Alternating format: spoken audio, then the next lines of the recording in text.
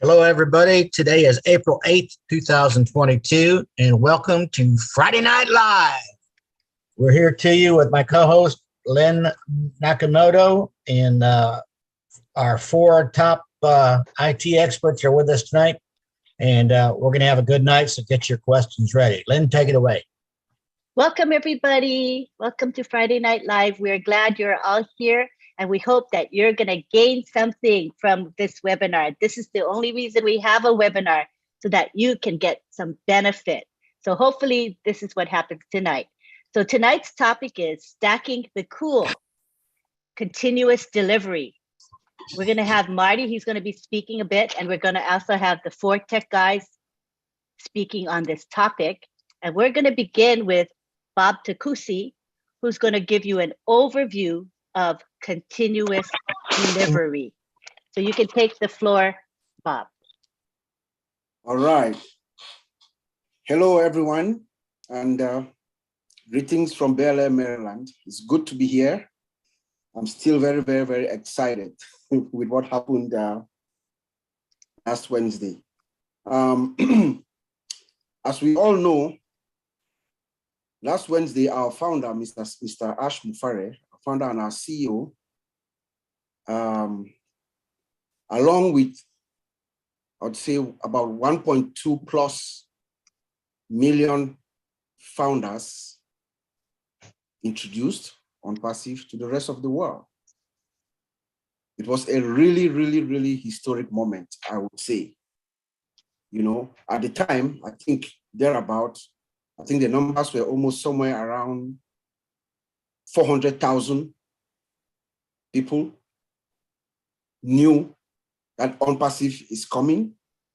That's a historic number, and I believe on Tuesday when we spoke with Brother Mahdi, he said it was somewhere over 1 million. I think by now it should be somewhere around 2 million. That is something that has never been done before. Never heard anything of that nature before. You know, and then our founder took us to the top, like he said. He took us all the way to the top, to the 151st floor. The symbol of that is just amazing. That we are up there, we can see everybody down below us. You know, we are the highest office on earth. There's no other office that's above us. That's what Mr. Mufareh is saying. So I thought it was really brilliant.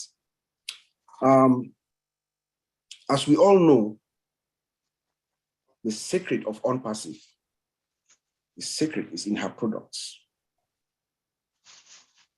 OnPassive's secret sauce is her products, what she's about to deliver.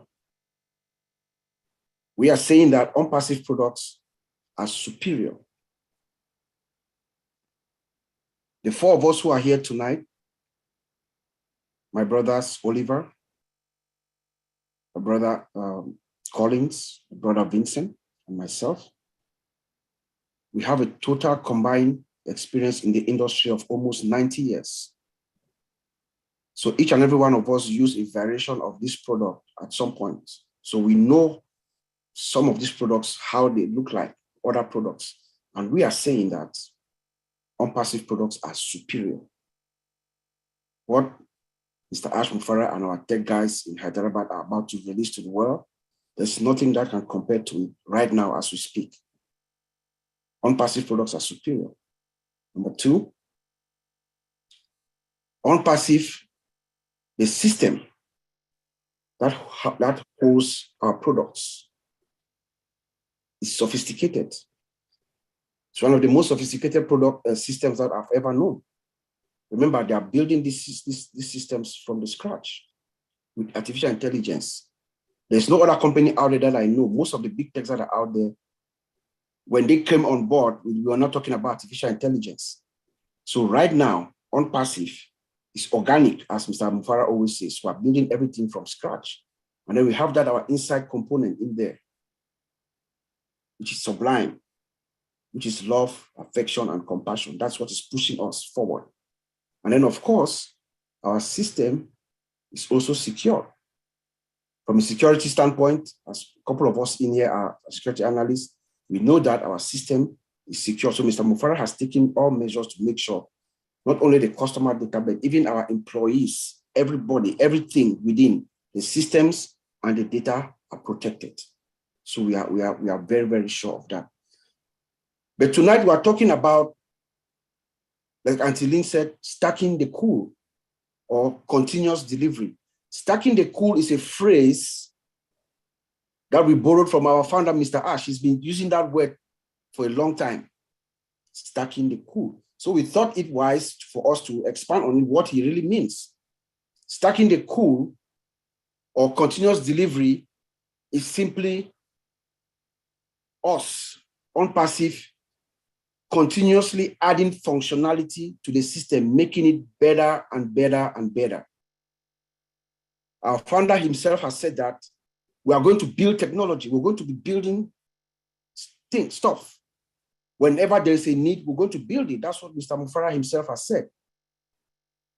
Stacking the cool. So he has already been putting doing some things in place in preparation for this stacking the cool or this continuous delivery.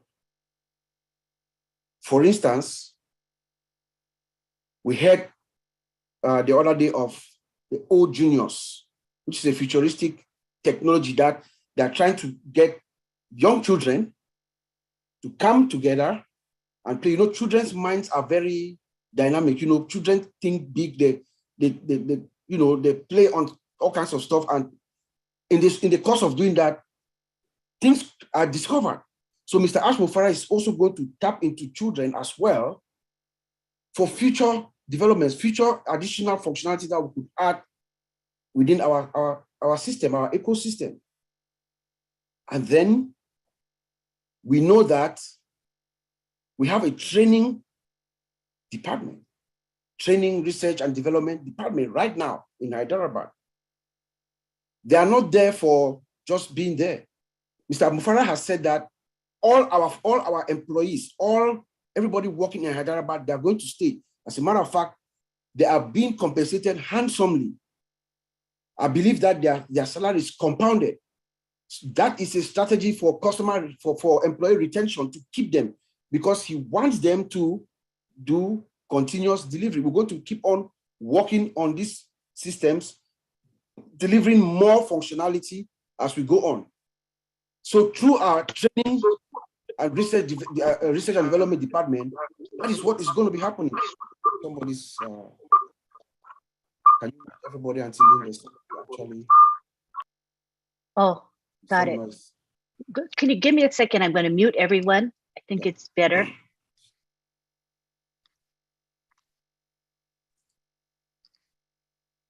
All righty, you can go ahead and unmute yourself. Yes, so that is in preparation for us for future, functionality being added into our system. And then we have, of course, our machine learning AI department, where we have data scientists who are there now, actually programming the system. As we collect more data, as more data is coming in, they program the system to read and to understand how this data, they do their analysis and do their programming to make sure the systems perform at an optimum. So all these are put in place right now so that we can add additional functionality that is stacking our cool, as Mr. Mufara always says. Now, how is this going to work? It's going to work exactly as they have built the system that we have in place. They will use it was going to go through the normal system development lifecycle, which is the agile methodology, to build these systems. They're going to make sure they do everything that is needed to be done when you are adding functionality to a system, like, making sure doing your cost benefit analysis and business impact and all those kind of things, make sure everything is fine. And then making sure that the security and the databases and everything is tuned and protected as it's supposed to be. So I'll just give you that overall, but my brother Collins is going to take us through the process in a much larger perspective. So, but when you think of our founder, when he says he's stacking the cool, what he's actually saying is that we are doing continuous delivery. We are going to continuously deliver and deliver and deliver. And he has said that whenever there's a need for technology, we'll build it. And he has the capacity to do that. So I'm going to hand it over to my brother Collins. Mr. Collins, you can take it away, bro.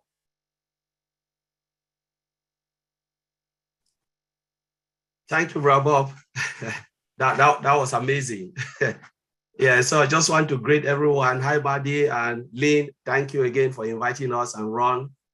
And it is always a pleasure and a joy when we come and try to explain, technology. Technology is something that we sleep and we breathe on it. So it's just like we said, no, there's something, especially when Mr. Ash used a terminology, we are always here to break it down for others to understand and know what he's trying to talk about. And as Bob already explained, continuous delivery, Mr. Ash Mufara have always said, OnPassive will give the biggest value we have ever seen. OnPassive will provide values and they will add values upon value. That value Mr. Ash Mufara is talking about is about continues to deliver, and he used a statement, he always said, if we develop and we stop, all our system will become boring. Customer will not have any expectation or any zeal to come. For instance, let's look at our product, Oatmeal, Oat-Trim, Oat-Tracker, all of those products we have now, all dozens upon dozens of products. What if we don't add anything, we leave it at this level? Yes, we will sell. But at a certain point, it will become boring. So Mr. Ash Mufara already know this. And that's why he's saying we will deliver what we are seeing today, the Oatmeal and the Oat-Tracker, the Oat-Dex. Give it 6 months to come, 1 year to come. Different functions, as Bob said, will be added on it, where it will always wow the customer and say, there will be no reason for them to leave our product because there will be something interesting on that product they want to use. Functions upon functions, value upon value. So I will just run through when Mr. Ashmore talk about, we'll add more value. I will show you the process. I just want you, not for you to know the system or understand, it's just to give you an overview of what OnPassive is trying to do, because we always said, we know only 5%. What the customer, like we, the founders, we know is 5%. I always said 5%, some people say 10%. 95% is things that we don't know. 95% is behind the scene. Lot of works are being done and we don't know. Lot of processes are carried out. We don't know about it. The only thing we know is the finished product we'll see and we'll say, wow, this is beautiful. But the hard work and all the, the stress and everything, we don't even see it. And just want to show you that process. I'll share my screen. Okay, Bravo, let me share my screen. Go,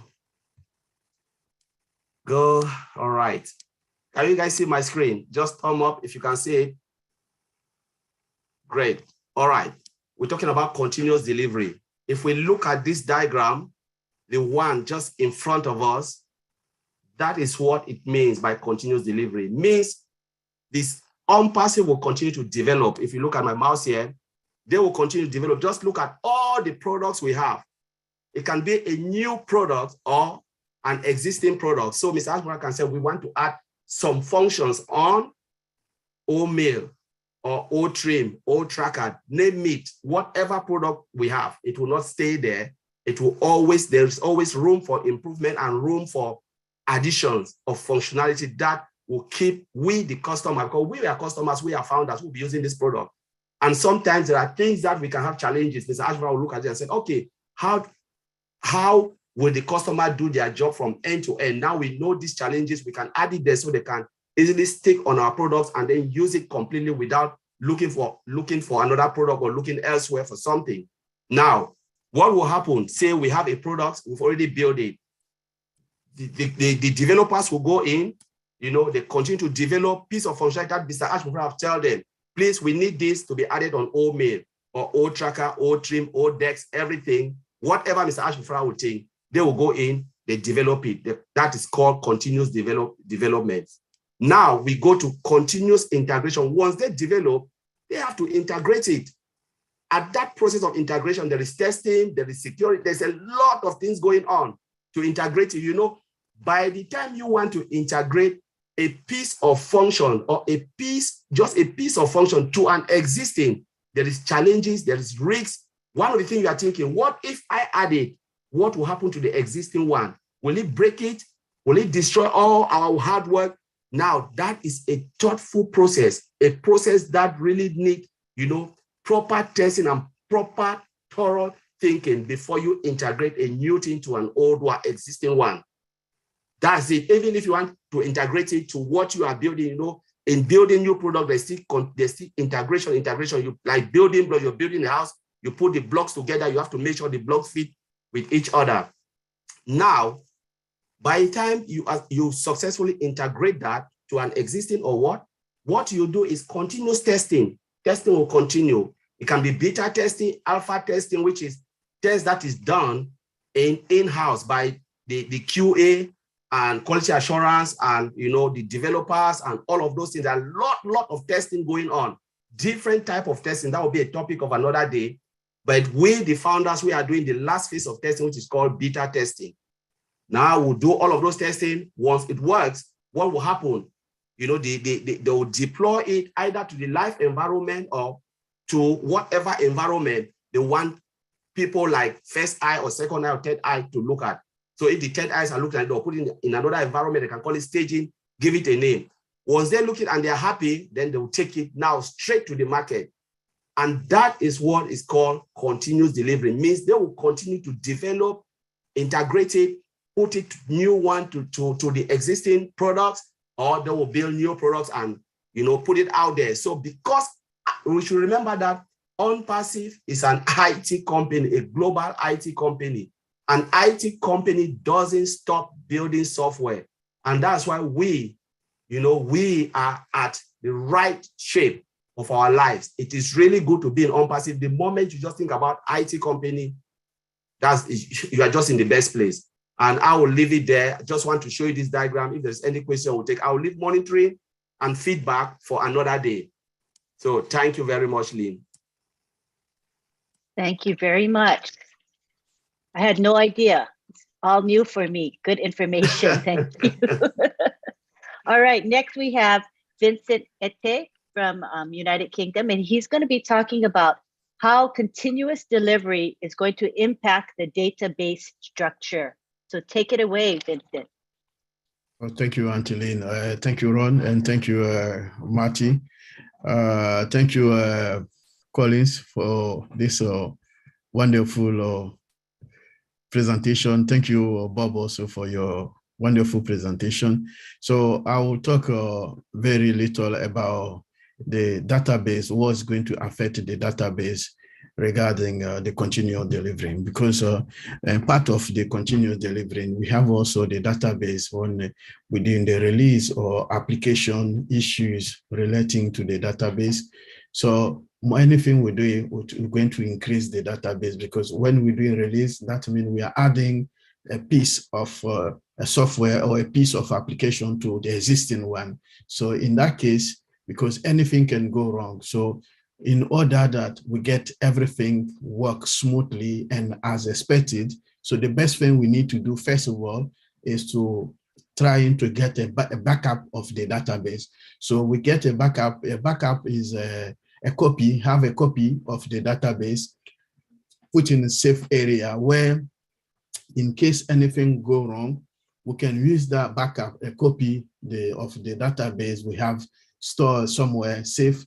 We can use that to restore the database. So the restore, we use that to restore the database so that if something goes wrong, like let's say we're doing the release and then the release failed, so everything will just go wrong. So we use that backup to restore the database back to the existing where the database used to be before, so that we can have a continuous delivery system work as the way we want the system to be. So in the backup, when we were doing the release, also And then thinking of the restore is restore the system, allow us to get everything back so that we don't lose anything. And then we think also about the capacity, because part of the restore, after the restore, we need to think about the capacity, because the capacity, if we don't have enough capacity to host, because anytime we do that, is going to increase the existing one. So we need to think also about capacity or the storage. The existing capacity or storage can host what we're going to do, because if we don't do that, it's going to affect we're going to affect the system we're trying to release. So if the backup, the storage is not that much, it can affect the system. It can bring even outage, and then the outage, or maybe it can also have a performance issue, slow down the system. So this is the thing we need to control, but the capacity also. And then after we check the capacity issues, we have also to make sure that we have the database have a consistency. So the consistency means that the database still be reliable, the database is scalable, and then the database have the high availability. That means we can still continue connect to the database, is still available to the customers, is still available to all the employees. And then we have we make sure that everything is working as it used to be. So this is the control we also do, that before we can say that everything is working fine. We check all the application connecting to the database, make sure that everything is working as expected, or before we start the continue delivering. And then the last part of thing we need to check, we also need to check the security part. The security part is like those people who will be involved of the continued delivering, they will need access to connect to the database. Like you need to give them less privilege, not give them too much access, because if you have too much access, we don't know what they can do wrong again, and then it can affect the system. So we give them less privileges so that they don't go beyond what they're expecting to do. So in one word, this is how the continuous delivering can affect our database. And then this is the step or the defining requirement we need to do before we can carry on with the continued delivering with the database. So thank you, Angelina. I will leave it there. Thank you very much. I was wondering if you could define database for us in a really simple way for those of us who are not technically inclined. What is it? Mm-hmm. Yeah. A database simply is the collection of data in a computer system. So it's like when you go to the supermarket, for instance, all the products like tomatoes, onion, everything, they are all stored in a computer system called the collection of all the information you have in your store. You put in that system, that's why they call it the database.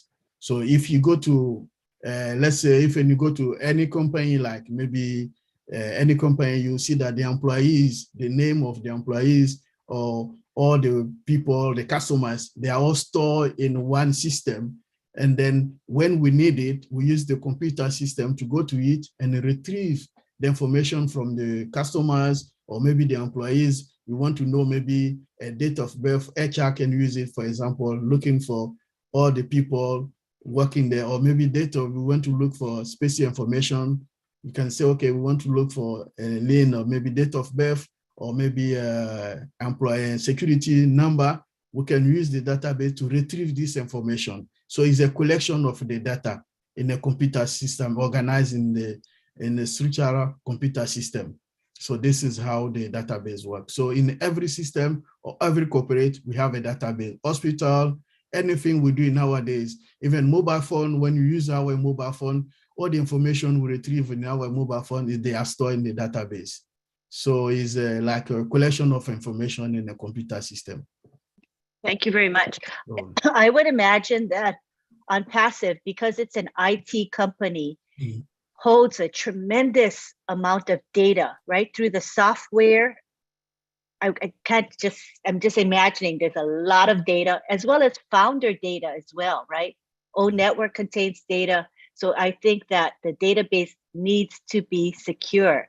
So this is a good segue to Oliver Fonte, whose field is IT security, and he's going to talk about security and other issues pertaining to continuous delivery. Yeah, hi everybody. Greetings from Baltimore, Maryland. I want to greet everybody and I say I'm continuous delivering. Let me just break a little bit what continuous delivery means. I'll give a simple example with our house.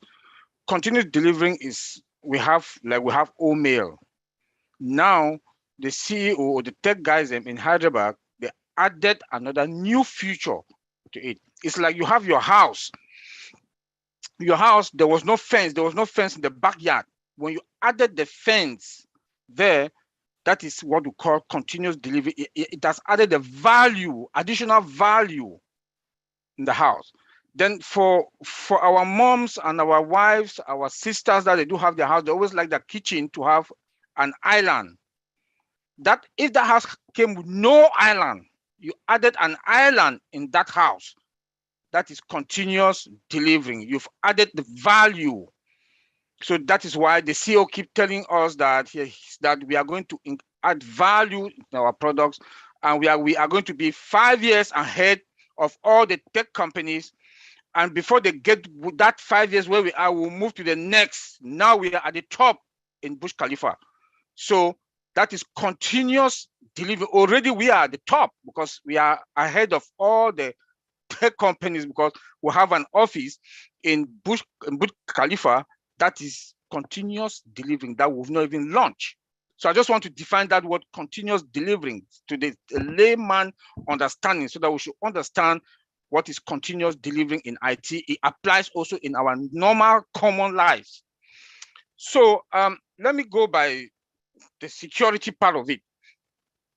We should remember that when you add new feature in any product, or desk, or mail, or tracker, that additional features that you add is continuous delivering.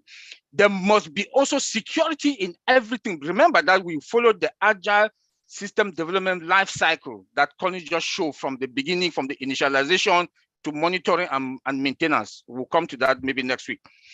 In every phase, the developers, when they do write the code, there must be the security engineering must also be there to make sure that the security code are also there and will be tested before we move to the next phase. Now that Collins talk about the integration part of it also. Before they integrate, before they have to do any integration, it has to be tested also to make sure that security is also there in that phase. Because without that, it's going to cause a lot of problems. If they miss to write the code or to integrate security in any of them, then we are going to have problems. And I know our guys in Hyderabad, they do understand that. And before it goes, they deploy it to the non-production environment. I always say this, to the non-production environment for the final testing. You know, I don't want to talk about the database also, because my brother Vincent just talked about the database, the security in the database, the giving the privileges and the revoking of privileges, you know, and they give you permission based on your task, on your functionality that you're doing. That is also security. I don't want to touch that part because Vincent already elaborated on that.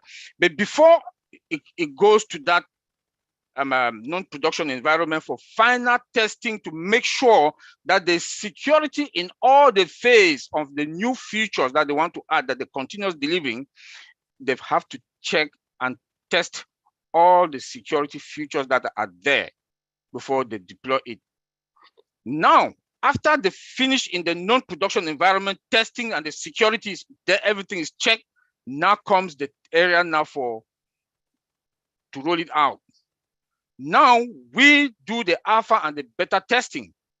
That we just did the beta testing with the other products. We also, as we are checking and testing also in that production environment that is ready for that they will deploy it. Now the CEO came out, my brother Bob just mentioned also the third eye. The third eye, they will also make sure they do their work. They will test it also, to check, they make sure that everything is okay. If they don't break anything, bam, we are good to go. Like most of the products that I know now, I would suspect that they are ready to go. And they also have network security in all the phases. When they are checking, they have to check, make sure that the network security from the servers and everything, they are also there. The brute force testing also comes in. Brute force, what does that mean? Somebody want to hack your account. They might go now and try and to test your all kinds of passwords. Use your name and your date of birth. If they know your date of birth, your zip code, mix it to test it. 3 times it will block that account. That is what we call brute testing, and they have to test that one also. Then you have database production testing also. This come in all the phases. They are all mixed in the phases of the testing, and this is all comes with the continuous delivering, because they are doing everything all over again from the agile system, from the agile development life cycle. They follow the same life cycle. Come again also, we do have what we call access to application testing. They have to make sure that all the rules, the rights in all the applications, like your name, in banks, you have people's addresses, everything. They have to test it also to make sure that the hackers, the bad guys, they cannot come in. This comes in also with the continuous delivery. So I just wanted to say that in short, and my brothers, they've also said a lot in it. And in that continuous delivering also, they also do the pen test, the vulnerability scanning, all these things are also, they will perform all that same task to make sure that in the security part of it, we are good to go. And I'm sure 98% security guys, we don't give 100%. We don't give 100% when it comes to IT security. But 98, 99%, I'm sure all our products now that are ready to go to roll out to the public, to the market, I'm sure we've passed all those tests. In the next 6 months, 1 year, the CEO will come and announce that we have more features in this product, in OMail,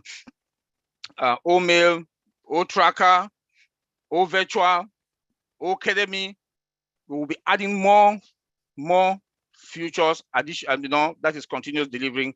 And that is how the value of all our products will increase. And continuous delivering will be, they will perform that continuous delivery in all our products. All our digital products is going to apply to all of them. That is what in the next 1 year, we are going to have that value, going to increase value to all our products, and we are going to be ahead of all the tech companies. Because what we have advantage. We on passive products, we have advantage. Why? We have artificial intelligence from scratch, the 100% automated, and the integration part. That the other tech companies, what they do, they patch. We don't patch. We have, all the products are our products. What the other tech companies are doing, they are buying other software or other products, bring it over to them, revamp it, and put it to the market. But all our products belongs to our products. They are on-passive products from scratch. And when we want to do our continuous delivering, we already have a template. The template is there already. So it's not going to take that long. The continuous delivery will be tack, tack, tack, So, and the CEO mentioned to us maybe last year that after we finish with all our products that are now in the market, if we want to increase the value or additional products to come, we have a template already. He can say, okay, it will take us 6 months, 5 months, or 2 months to finish a product and roll it out to the market. So I will leave it there for any questions, concern. We are ready to answer your question. Thank you. I would like to ask a little bit of a question. So when you talk about AI built with AI from scratch versus patching, could you give an example, a real life example that would help us to understand that concept and the difference? Okay. Maybe Bob, and I will start, then maybe Collins and Bob and Vincent, they can continue. Our products, they've built our products all with AI, artificial intelligence, automated. The automation is 100%, and the integration. You have other tech companies, theirs is not, it's just normal products without AI, what they are doing now with their AI, that I say they patch, like my brother Bob will always say that I'm a distinct engineering, reverse engineering. Reverse, yeah. Reverse engineering. That now the reverse engineering means that they have a product already.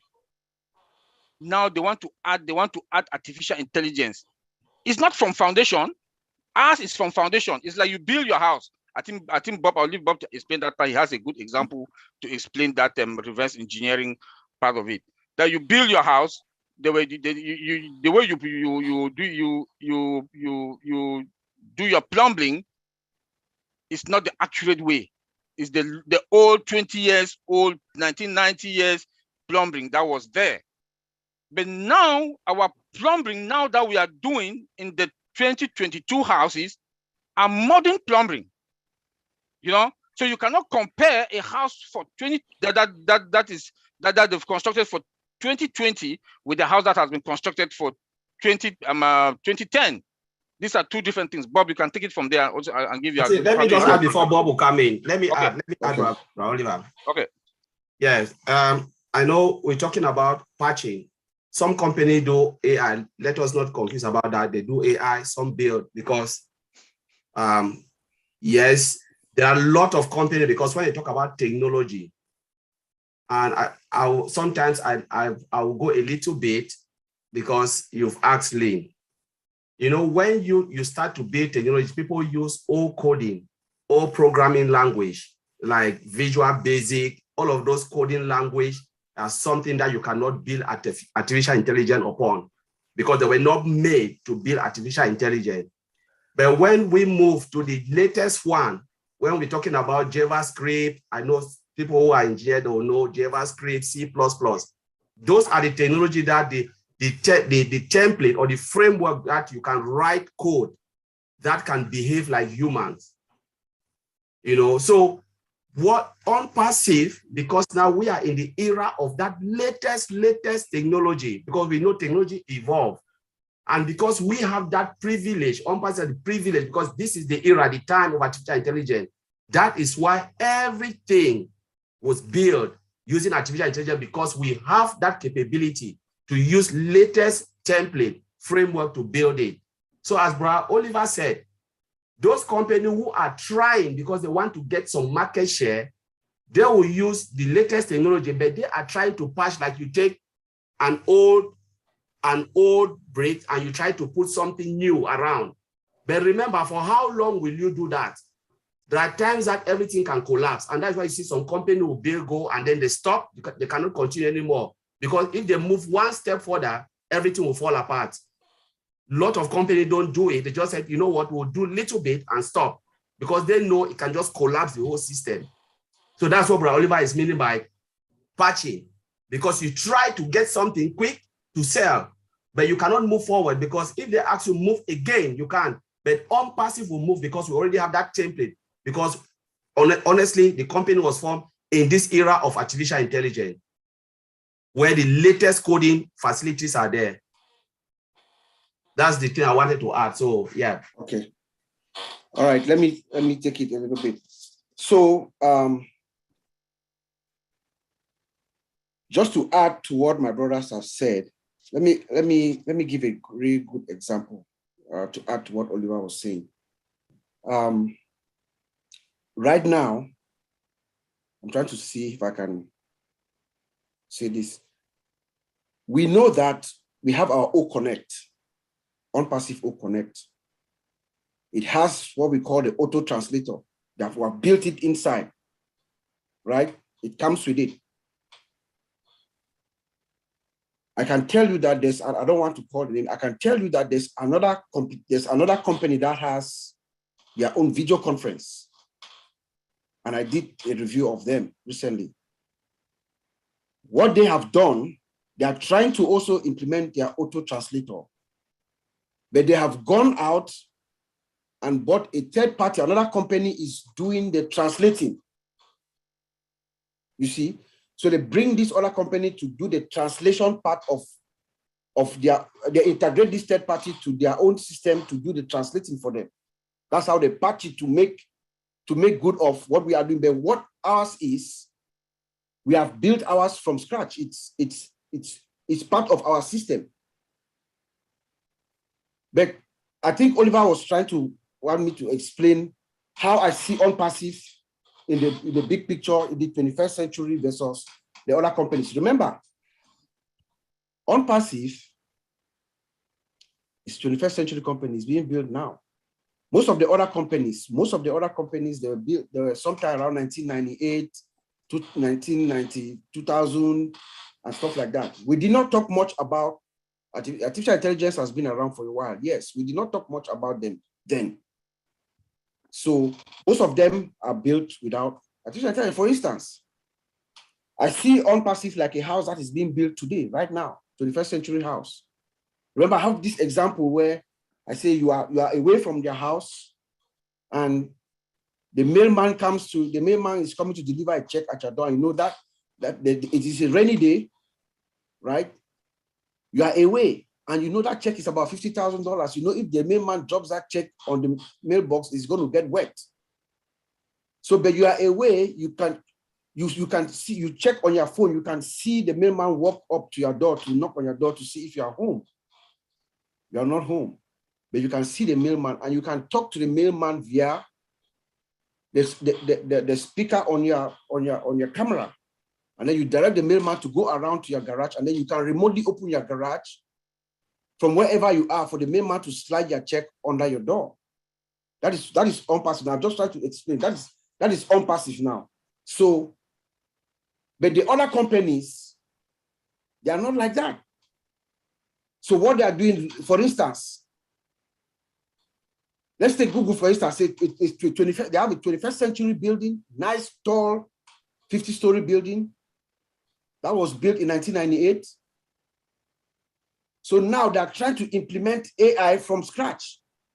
It is like you have built this beautiful, nice, beautiful building.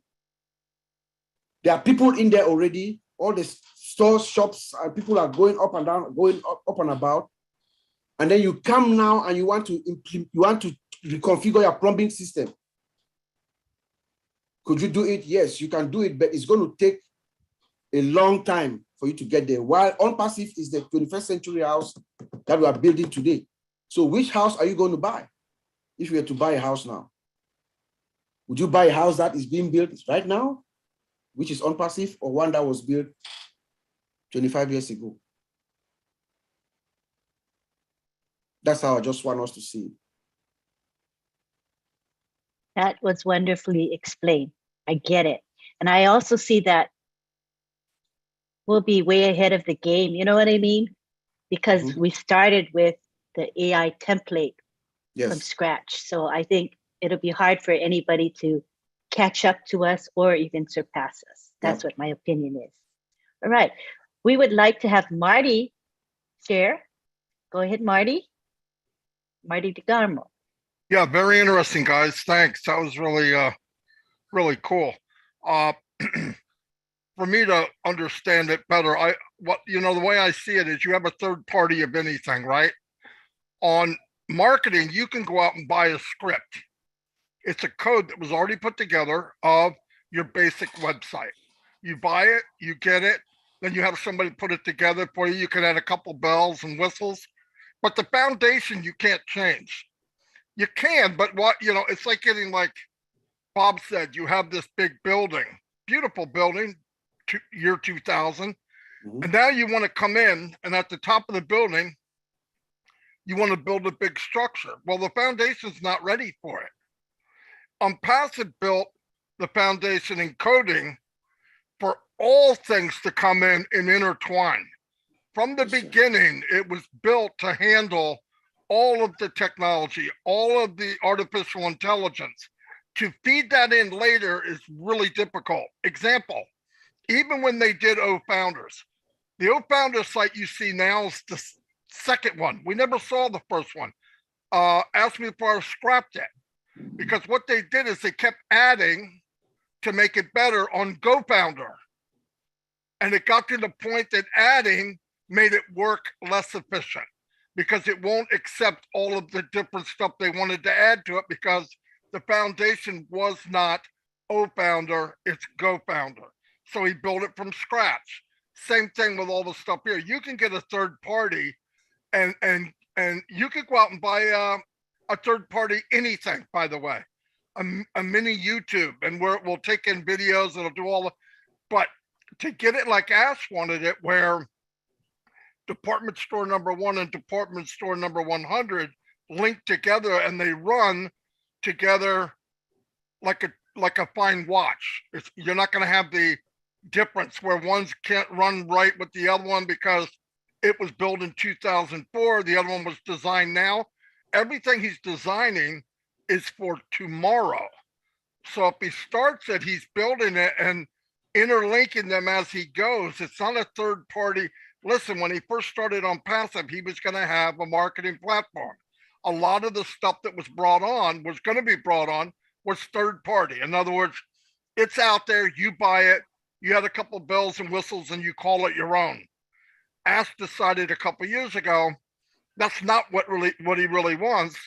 I need to build it from scratch, because exactly what these gentlemen just told you, if you build it from scratch, anything you bring in now, all the windows fit, the roof fits perfectly.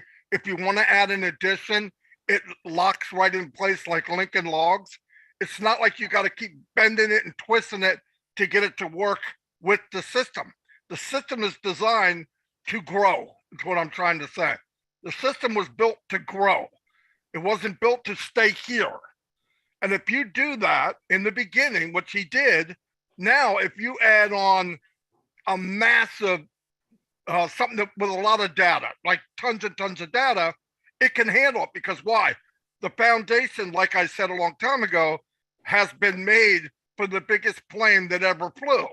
Now, is it the biggest plane yet? No, but it doesn't matter. When it becomes where it's going, which I don't think will ever end, that foundation is thick, it's strong, it's long, and can handle anything we add to it. Like everything he did, if you listen to him. How much strength do you have? How many people can join on Passive? And most companies, 10,000, 50,000. He said, I wanted to be able to handle $1 billion. Guys, that's insane. That's insane. He didn't have to do it. The other thing these guys are saying that I'm catching, a lot of companies build stuff as cheap as they can.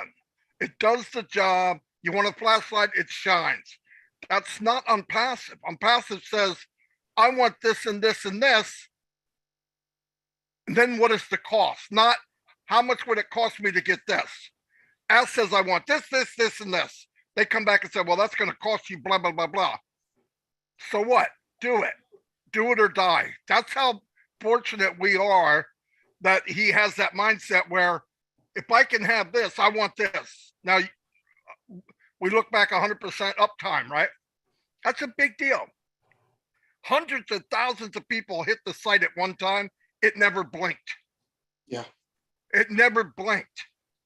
And guys, let me tell you, Facebook even gets binged once in a while and shuts down, okay? It happens. It could still happen, but man, for it not to happen up to this point, unless they say do it, we have it made, because his mindset is, I want the best. In fact, I want better than the best. If something new came up right now, today, as we're speaking, he would add it. And the foundation, the structure of data and the coding is ready for anything he wants to add. That's why it takes time.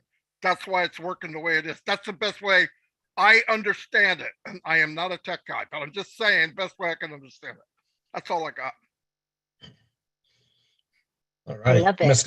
Miss Lynn, we have a question in the chat. It says, can anyone explain a little bit on what data synchronization is all about?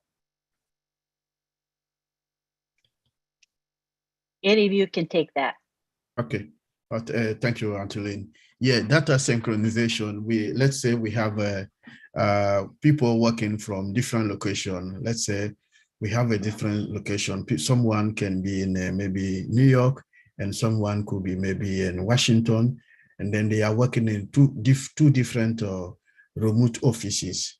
But the data, when I put the data in the system, and then the other office, they have also the same data over there.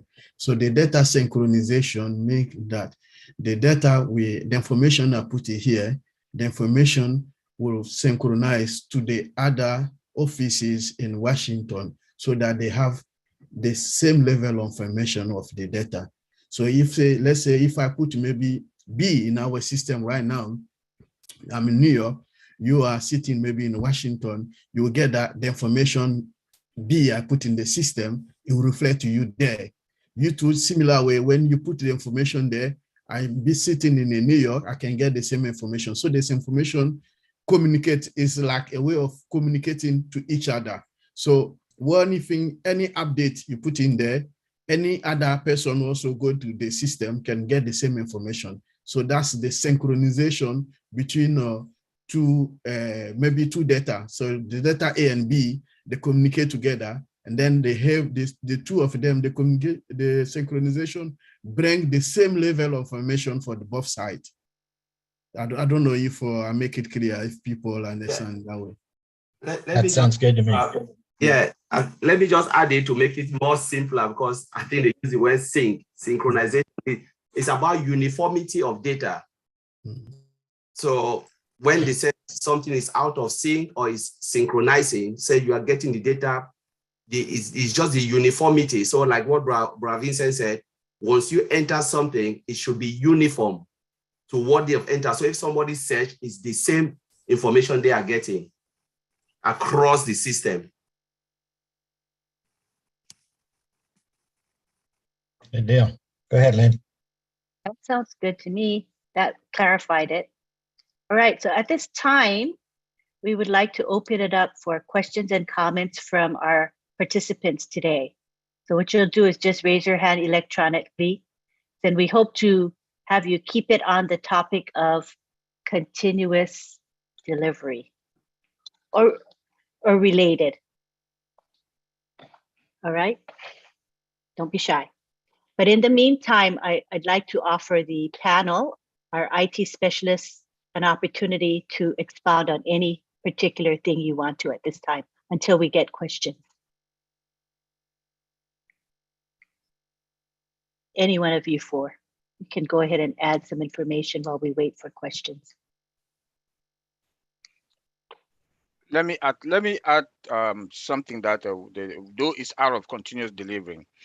What we have in our system API that is inbuilt also. This is one powerful feature that is inbuilt in our system. The CEO said it the other day, I think that was the beginning of this year or end of last year, that will have inbuilt API. That's application programming interface. Yes, that means that we can connect other applications to our own applications. Some tech products or some tech companies you cannot use. For example, Apple. You can use. They don't have API in their products. You know, there are some other products out there in the other industry, in the other provider that you have to buy an external API to connect before. You know, so the good news is that our CEO, he is so proactive that he sees things that will happen in the next 10 years, and we have them in our system, which is something that I just wanted to add, you know, that is out of them continuous delivering. So that if we want to do the continuous delivering also, that feature is there. We take it from there and continue with it. Thank you. Bro Oliver, yes, you just added something, and just want to add a little bit on that API so we don't get confused. So Apple has inbuilt API just within their product, but you cannot connect it to external products. So you cannot go externally, but it's something that is within them. So their system is, how do they call it? You have systems that are all close together, because one of the things that they are doing is because they want to get that market share. It's just like HP products. If you buy HP products, like some of the products you use, you cannot connect it. You must buy another HP product, which is so expensive. So most people like open source product. An open source product is product that they have internal API, millions of them, because what is API? API gives you the ability to talk to one function to the other. You call a function using API. But when you want to connect to an external product, for instance, somebody comes to buy our product, we must give the person access. Most of those companies don't give access because they want to keep it so you can continue to buy, and a lot of people, if you don't give them access, they don't want to use your product. For instance, what our CEO have done well, you can come for one product, for instance, Odex. Just for Odex, you can integrate it to your software you have and use our Odex via our external APIs to connect to your own API, application programming interface. They give you the access. The only thing you have to do is to modernize your product to suit our product. So you modernize it. So everything we give you, you have to just go and then modernize yours and say, okay, now our system can talk to your system. And that is the beauty about OnPassive, where everybody can manage it. And then one of the things I wanted to say here is, though we have used a lot of technical terms, please don't be scared. We are just here to make all the founders, just to assure you that what the CEO is doing, he's on top of his game. He really knows what is the master of it. So we just sitting behind as tech professional, just look at our system, and when he use certain terminology, we can break it down to the founder, not for you to really know the tech stuff, but just to know that IT solution takes time to build, and everything is a process. Because when you miss one process or one particular process, everything will just collapse. And I'll give this scenario.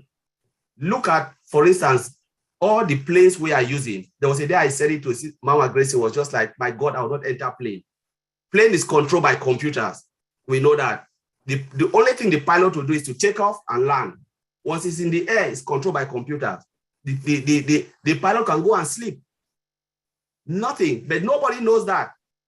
So those who are testing and building this thing, if they miss one process, what will happen? The plane will drop. How many people will die? Hundreds or thousands of people will die. Think about OnPassive. We are coming as a big players. We'll be building software. We don't know if our CEO one day will say, I want to build a dashboard for the biggest plane in this world. What will happen? The founder need to sit, relax, and will not be asking the question, oh, when is it the dashboard coming? When is it? It is a process. And that process is well-calculated process. The moment you miss one thing, what will happen? Everything will fall apart. And to be honest, I know our CEO would dominate it in every sector as fit. And we should just relax, be happy, and enjoy the ride. That's the only thing. But don't really take this technical stuff to mean anything. It's just like we're just trying to give an overview of what we think is happening behind. So I'll leave it there. Let me just follow through with you, Collins, talking about our APIs and then integrating with other external APIs. When you said that, my mind just thought of our OChat. Our OChat is one product that I think is also going to be very good for other customers, because OChat, as you know, is a product that other companies are going to use. And our OChat has been developed very well. It's one of the ways that I think our founder and our tech professionals have really demonstrated the awesome power of artificial intelligence. This OChat is actually like a virtual agent, like a human being. So other companies are going to be able to modernize their system, their API also, so such that they could have the benefit of the OChat working for them, just as it's working for us. So I just wanted to add that. Anything else before we go on to Paul, who has a question or comment? All right, let's take Paul's question or comment. Hello, Paul. Go ahead and Hi, unmute. Lynn. Hi, all. Hello. Hello. Great job, guys. So with adding a spreadsheet, within the OMail, would that be a good example of what you guys were discussing earlier? And also, would adding a not a spreadsheet, but I mean a word processor within OMail. And with adding a spreadsheet in OCounting, which I'm not sure if it's there yet, but with adding a spreadsheet in OCounting, would that also be another example of what you've been discussing? Let me answer All this right. question. Okay. Okay, No, Collins. go ahead, Oliver. Okay, Collins. Let me take it. Then maybe you come later. I know, and in the Hebrew or the Jewish community, Bob and myself went there. I don't know if it's Bob or Collins went there. They asked the same question about OCounting, about the spreadsheet. We don't know the final document, or we've not seen the modality of that. But I'm sure with OCounting, I'm sure. I'm just speculating. I'm sure that with OCounting, there must be at least a spreadsheet there. I don't know. We don't know until we see the final, the finished product. Design document. Or the design document, the workflow. Then we will be able to know that, okay, is there. But I think when you talk about OCounting, there should be a spreadsheet in there that you can easily use to manage the numbers, because OCounting is numbers. You know, it's used for accounting. Yeah, Collins. Yes, as Bro Oliver said, yeah, that is correct. Bro Oliver is right. When we talk about continuous delivery, whatever the CEO see fit, the CEO will add it. And once they add it, if it wasn't there, like Bro Oliver said, it wasn't there before, Bro Oliver gave an example of building a house. You have your house, and if you add fence, that is continuous delivery because you're adding value. So if the CEO thinks that spreadsheet is necessary, and they add it, that is continuous delivery. It means our CEO have just added a function and a value on top of something that wasn't there before. So you are right. If they add it, then that's continuous delivery. And also the word processor for within OMail. Correct. If they add it, then same. Yeah. Same thing. Does that sufficiently answer your question, Paul? Sure, absolutely. All right. Thank you so much for asking. All right. Welcome. Well, we've got a quiet group tonight, not too many questions. So I want to give you guys the chance to discuss whatever topic you want to related to continuous delivery. And there was a question in the Q&A that I answered. Told her to raise her hand, and I think you brought him on. Latonya, I think it was. Is she on here? Oh, I see. Latoya says, how can founders add continuous feedback now? I have a lot of ideas to share that would help us as end users. And Ron said, it is on the topic being discussed. Raise your hand. So Latoya, go ahead. If you'd like to explain your question a bit more, feel free to raise your hand. Are you there, Latoya? All right. It seems like she wants to say like continuous feedback, like in terms of what we can add, like continuous delivery. So maybe she might want to go through support and then give her suggestions or something. I don't know if it is related to us, like answering her question. It sounds like she means like feedback for additional functionality, things that can be added to our existing system, which. Hey, Lynn, can I add something? Yes, please. There's a big shadow of things we do not know. If we let this thing launch, there'll be a clear picture, because I think sometimes we're asking for something that is already there and we don't know it yet. We don't know yet. We just don't know. But I think if they launch and you have an idea, like everybody here knows Ash by now, if it's needed, he'll build it. It will be added. But I really believe I hear about a spreadsheet and all that. Listen, it's been thought of by great minds, a lot of input, a lot of stuff that Ash done in his lifetime, a lot of input from tech people. I think we'll be surprised of some of the items that we're saying, I have a lot of ideas, might already be there is all I'm saying. It might, let's give it a chance to launch. And we might say, oh, I don't need to bring that up. There it is. Because I think if he sat down and told us everything that everything does, we will not launch until 2035. So let's wait and see what happens, because I believe it'll be there. That's my opinion. I really think that there's no use looking inside the cake. We'll get the ingredients later. Good. Thanks, Good Mark. point. That makes sense, actually. All right, we have Tina from Singapore. How are you, Tina? Let me unmute you. All right. Go ahead. Hello, good morning, good evening, good night, or everybody. So, hi, world.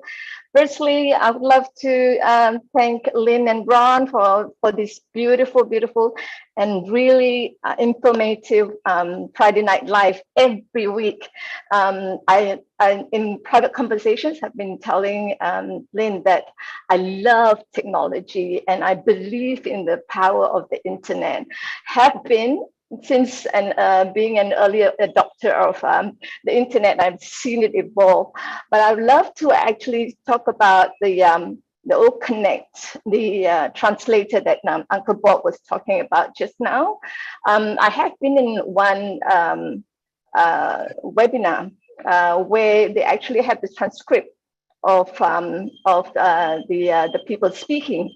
It was in English, but it's probably from a third party or maybe Google Translator.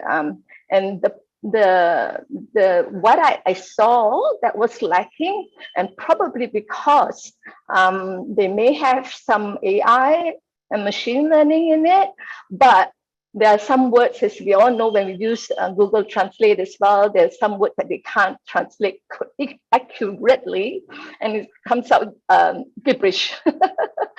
So I am really looking forward to really try out our our OConnect translator, and that was one thing. And believing in another development, and I know our visionary CEO would probably, like Marty said, he's probably done it. It's already in the works.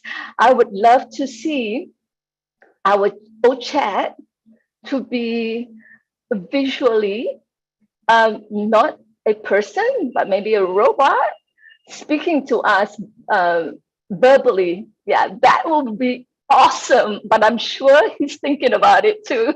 That's all I want to say. Thank you very much. I love what you guys are doing. I would love to have you in Singapore, some of those Singapore webinars as well. That would clarify some of the tech things to our people. Singapore is supposed to be the second advanced technology, but there's still a lot of people that don't know about it. Yeah. Thank you so much, Lynn. Thanks for having me and letting me speak. Thank you, guys. Thank you, Tina. I Thank think you, Tina. That would be one of the real stacking the cool, right? Having the robots. I'm sure Mr. Ash, when he hears this, is going to really think about it. That would be one hell of a continuous delivery, having the robot actually seeing it talk. Yeah. Mm-hmm. But he's doing an awesome job though behind the scenes. The OChat is a virtual agent. It's the person that's really working for each and every one of us. That's why Mr. Mufara made a statement at one time when he said that there will be a day where you check your back office before you go to sleep. And then when you wake up, you check your back office again, you run outside naked. Do you guys remember that? Yes, I remember that. Is because there's somebody working behind the scenes for you while you are asleep, and that's OChat. That's right. It's well configured. It's a personalized conversational chatbot solution. Very, very good. Thank you, Tina. Love your enthusiasm and excitement about technology and IT. You've always loved it. You're awesome. Wait, I didn't mean to unmute you. You can speak. Okay, great. Yes. I don't know what happened. Go ahead and talk. Yeah, I would just also say, imagine, I think about AI and machine learning. I think I would like some clarification in terms of that, going back to OConnect. I think one of the inadequacies from the other developers is that they do not have enough samples of audio and that's probably the reason why the translator is not working well. But I believe again in our OConnect is in having the accurate translating in OConnect, because remember we have 1.25 or and more all founders who are using the network at the moment, and the machine learning is learning the different what do you call it? The different accents, the different accents from different countries and the way they speak one language, English, for example.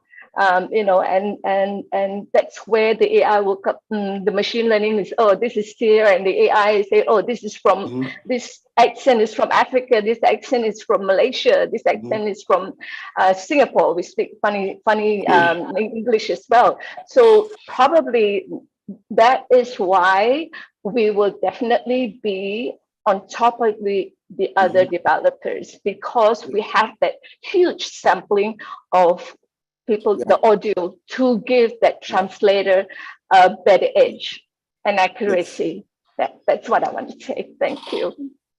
Yeah, I mean, it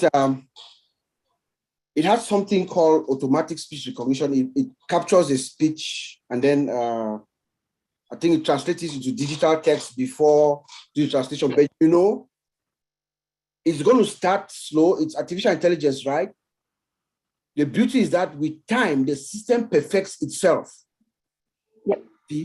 Yes, so we will get it. It will get it. Maybe there might be a few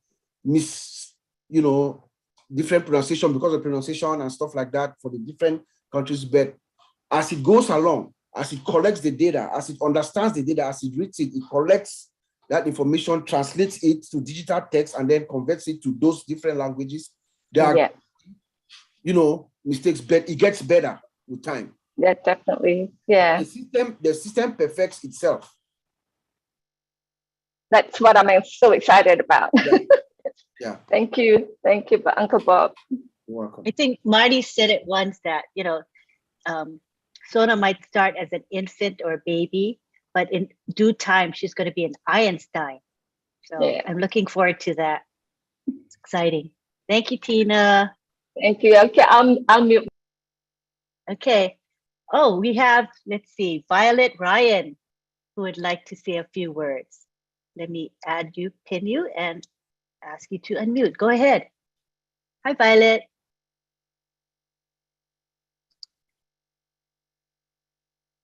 You see the button? There you go. You're good now. Okay, thank you. You have two devices. You maybe turn off the other device. You turn the volume down, please. Yeah, sorry. We do have two devices here. No problem. And that's why I'm here. My son streams, and when he's streaming, I can't watch a webinar because there's not enough power or whatever it is it needs. He ends up dropping off, or I end up dropping off. And I was wondering, when we get our new data center, will it be able to handle things like that? Both of us working.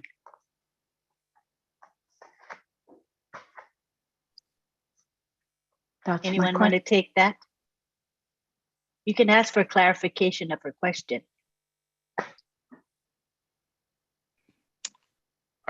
This one, if you have connection problem within your house, this should be with your provider. I don't think it has anything to do. It has anything to do with OnPassive. If OnPassive launches, our data center has the capacity to carry our data and that of the customer. But if you have connection problem within your house, it should be connection. It's not really a connection. We're both connected. It's just I don't know. I'm not at home, so I can't ask him what he's the computer geek. So if I have any issues, I'm always going to him and saying, okay, my computer's doing this. What do I need? Violet, are And you saying that your computer slows down when you're both using it? no, Are you talking about the volume? no, I'm talking about the reception. Like, I mean, hey, I drop right off. Like, Connect or what we're doing right now will just disappear for a second or two, and Yeah, then I'll like- come back. That's your So this- provider.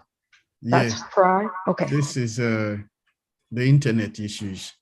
So yeah, it's nothing to do with the on-passive. It's the internet issues because if you you're could get a unable to stronger connect to router, yeah. on-passive, that could be on-passive issues. But now, according to what you are saying, is the internet provider issues. So Okay. it's not. I'll let it's the them know. provider. Yeah. And another question. Oh, crumbs. I should have written them down. These senior moments are bugging me. What are we doing here? Oh, yes. I ordered something online and found out that someone in South Africa got all my information and has gone on a shopping spree at my expense. Will that happen when we have our own data center? Let me answer that. Our data center is well protected.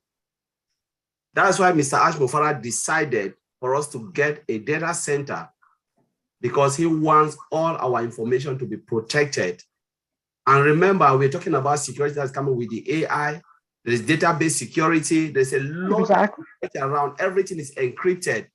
So the reason why Mr. Ash Mufara did this because he wants us to be rest assured that our data, they cannot mess up with our data. So you are in a good hand when it comes to on-passive. Thank you. I am so tired of this. Also, if I may add to what Brother Collins said, possibly you probably connected to this website through an unsecured website or through directly without a VPN. Remember that we have our own virtual, right? You're going to probably use virtual to connect the internet, whatever you want to shop. So you are going to be secured all the way from your home, all the way into on-passive data center. So you are always going to be protected. Again, artificial intelligence is there. And you have a security guard constantly guarding, watching over you. The bank called me, or the people that have the card called me and made me aware of it. And they said, this person has been shopping. They've called us 5 or 6 times today. And apparently she bought an airline ticket to Dubai. She bought something on eBay, and then she bought something on Amazon, and she was going for more stuff, and they're blocking her. So the gentleman told me. There's feedback. Sorry, Violet. I know. Maybe do you want me to go to another room? I'm on a tablet. I can go to another room. Sorry. Yeah. So we what was it? Oh yeah, he told me to check on Google what happened. Like, is this website legit? And of course, I didn't do that before I left.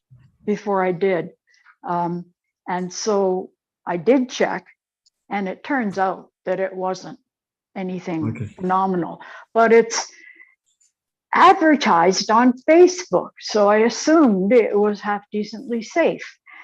And now I'm telling everybody on Facebook to be careful, because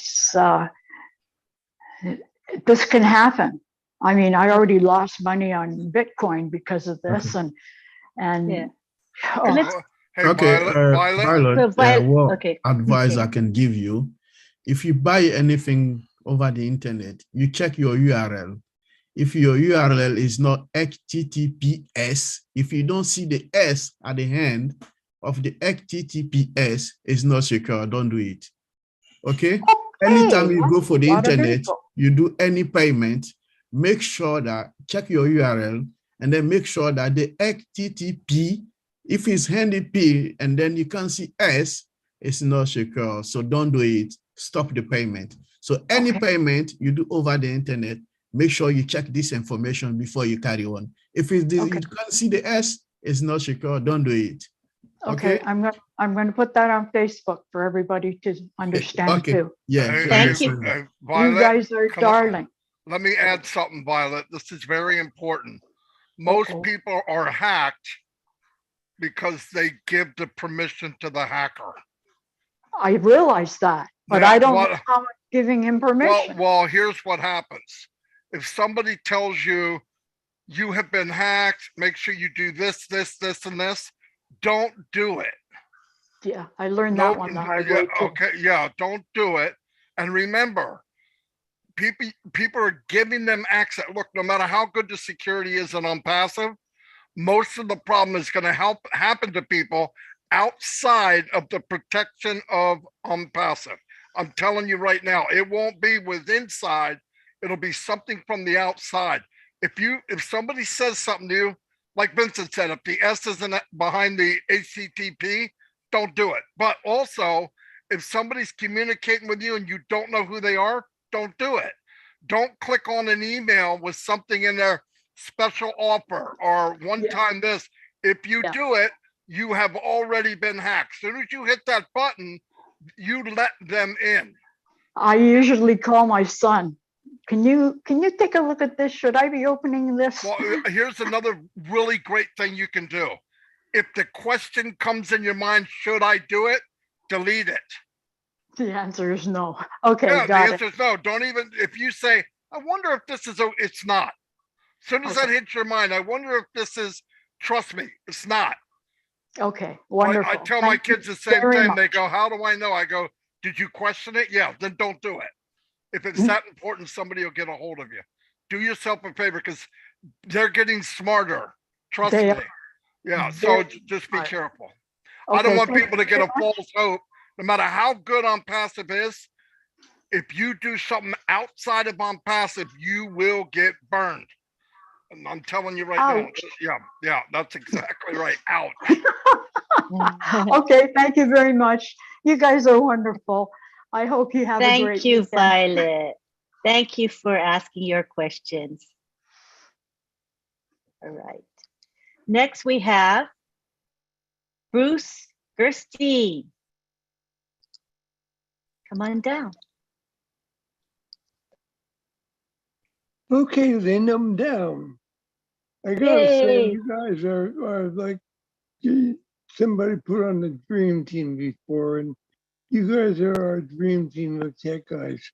And I know that you guys you chomp at the bits to talk about stuff, and you love talking about it. And one thing I'm very clear on is that everything is still done for us. And what you're really doing is reassuring everybody that this is all going to work and that this is how smoothly it's going to work. And when it comes to machine learning, that's something we don't talk a lot about too much. But if you think about like artificial intelligence, it means it's not intelligent yet. It has to learn things. And the more like we go into chat, I found that the more I communicate in there, the more it doesn't just refer me to a website. It tells me more and more information. And the more we all do that, the more it's learning.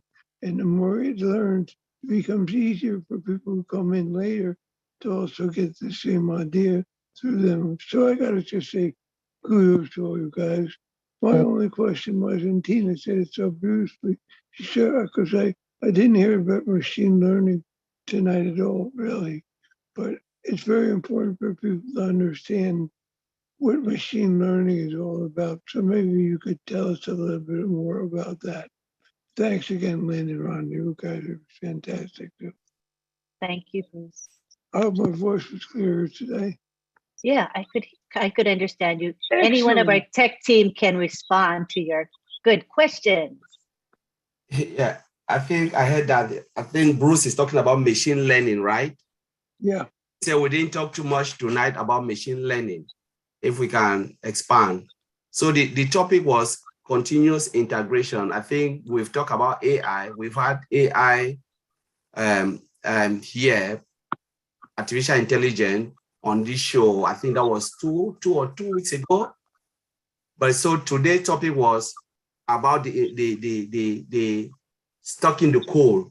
You know, Mr. Ash-Bufara always talk about will provide more value. So we want to look at why Mr. Ash-Bufara is making this statement and how are they going to provide this value he's talking about. That's why we come up with the topic called continuous delivery.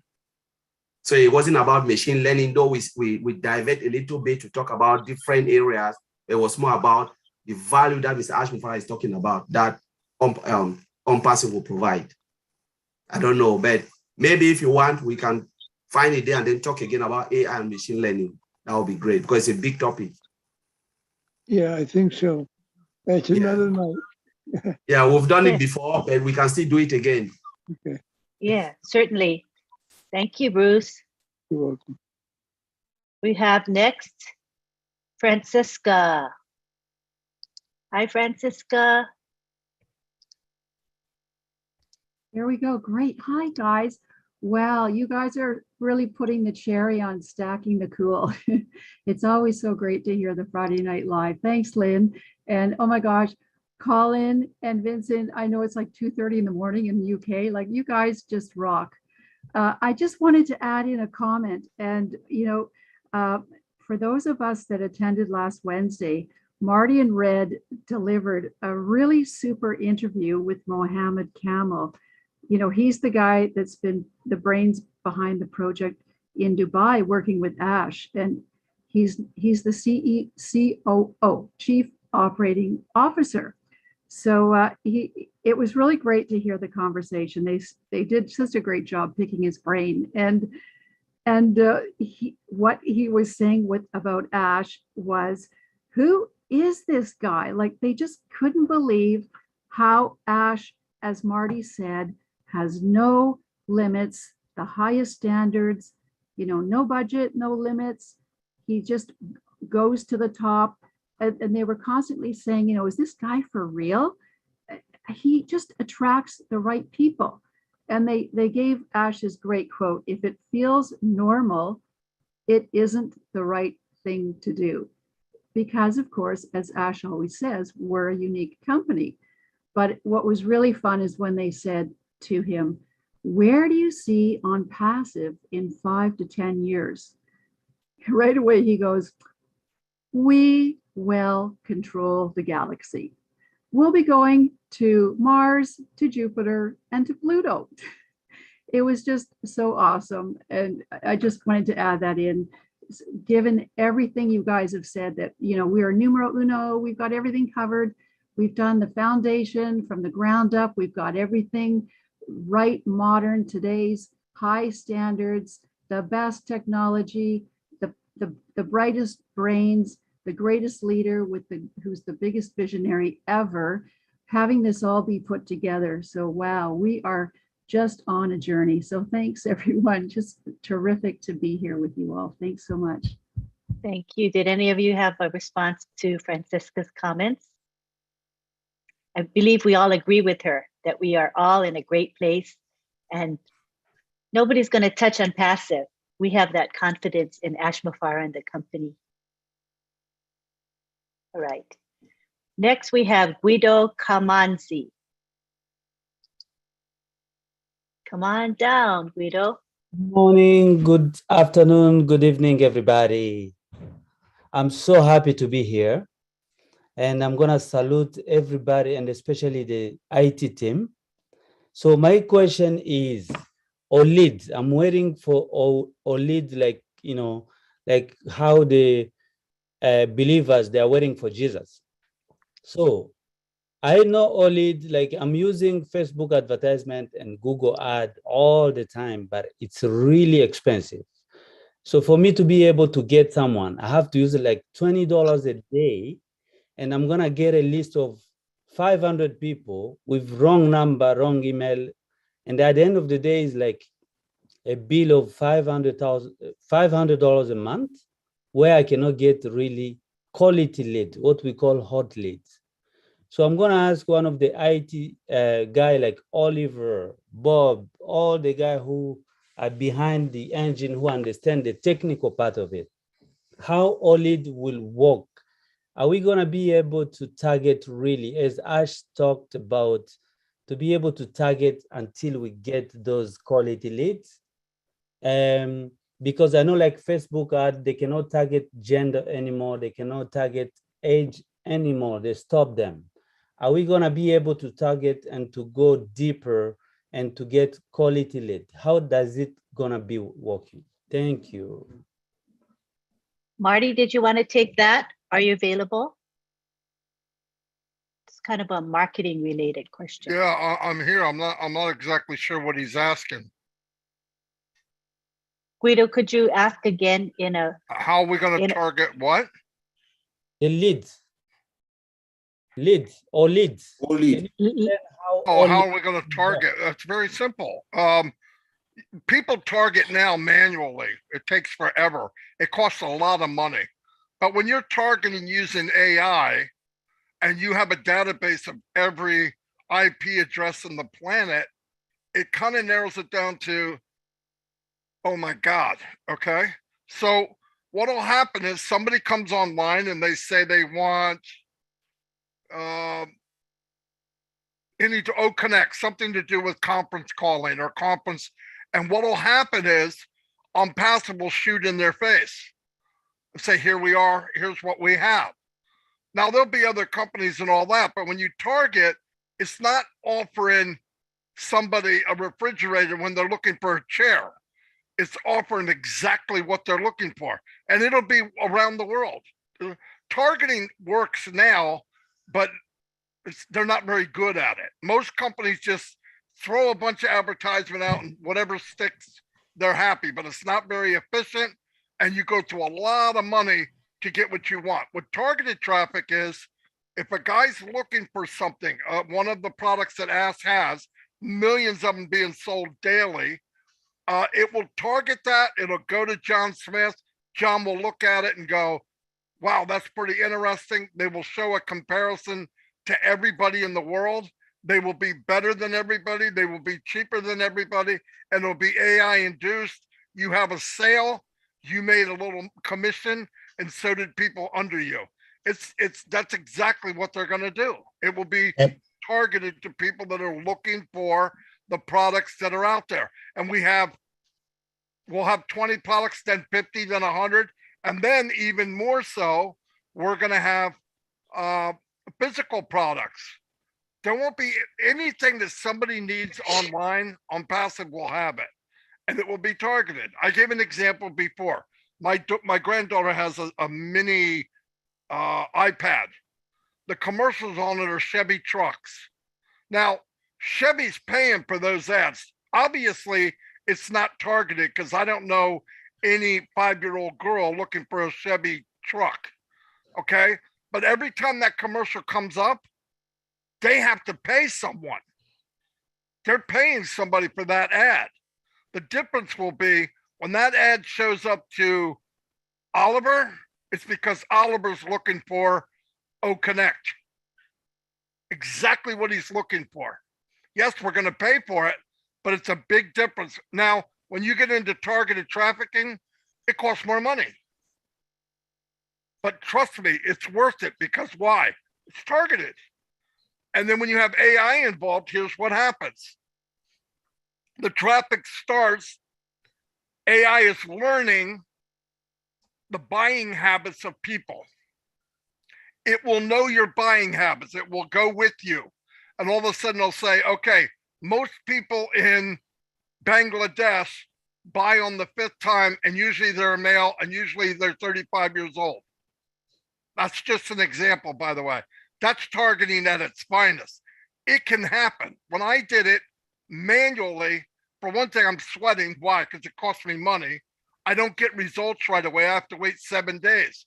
With artificial intelligence, it's not waiting.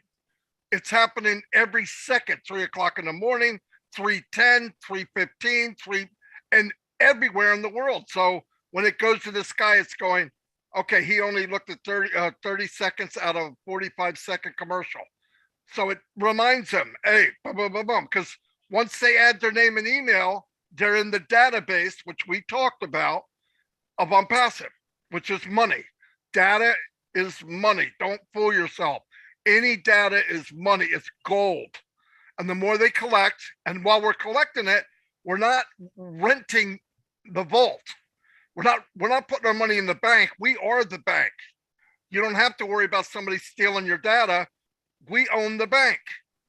So everything we do, it's storing and storing and storing and storing and getting smarter. So our ads will increase in brilliance as it advertises. What it costs to do 10,000 leads in January might cost you half as much in June, just because of time and what it's learning. I hope that helps you a little bit, but that's the best I can see it. I'm not inside, and I really, we're all going by, I know how it works, but I don't know how they're going to deliver it. Nobody does. But that's, Marty, he was talking about also that he spends money on these leads and they're no good. oh yeah, look, if you want to give money away, I'll give you my address and you send it to me. If you buy leads, you're throwing your money away.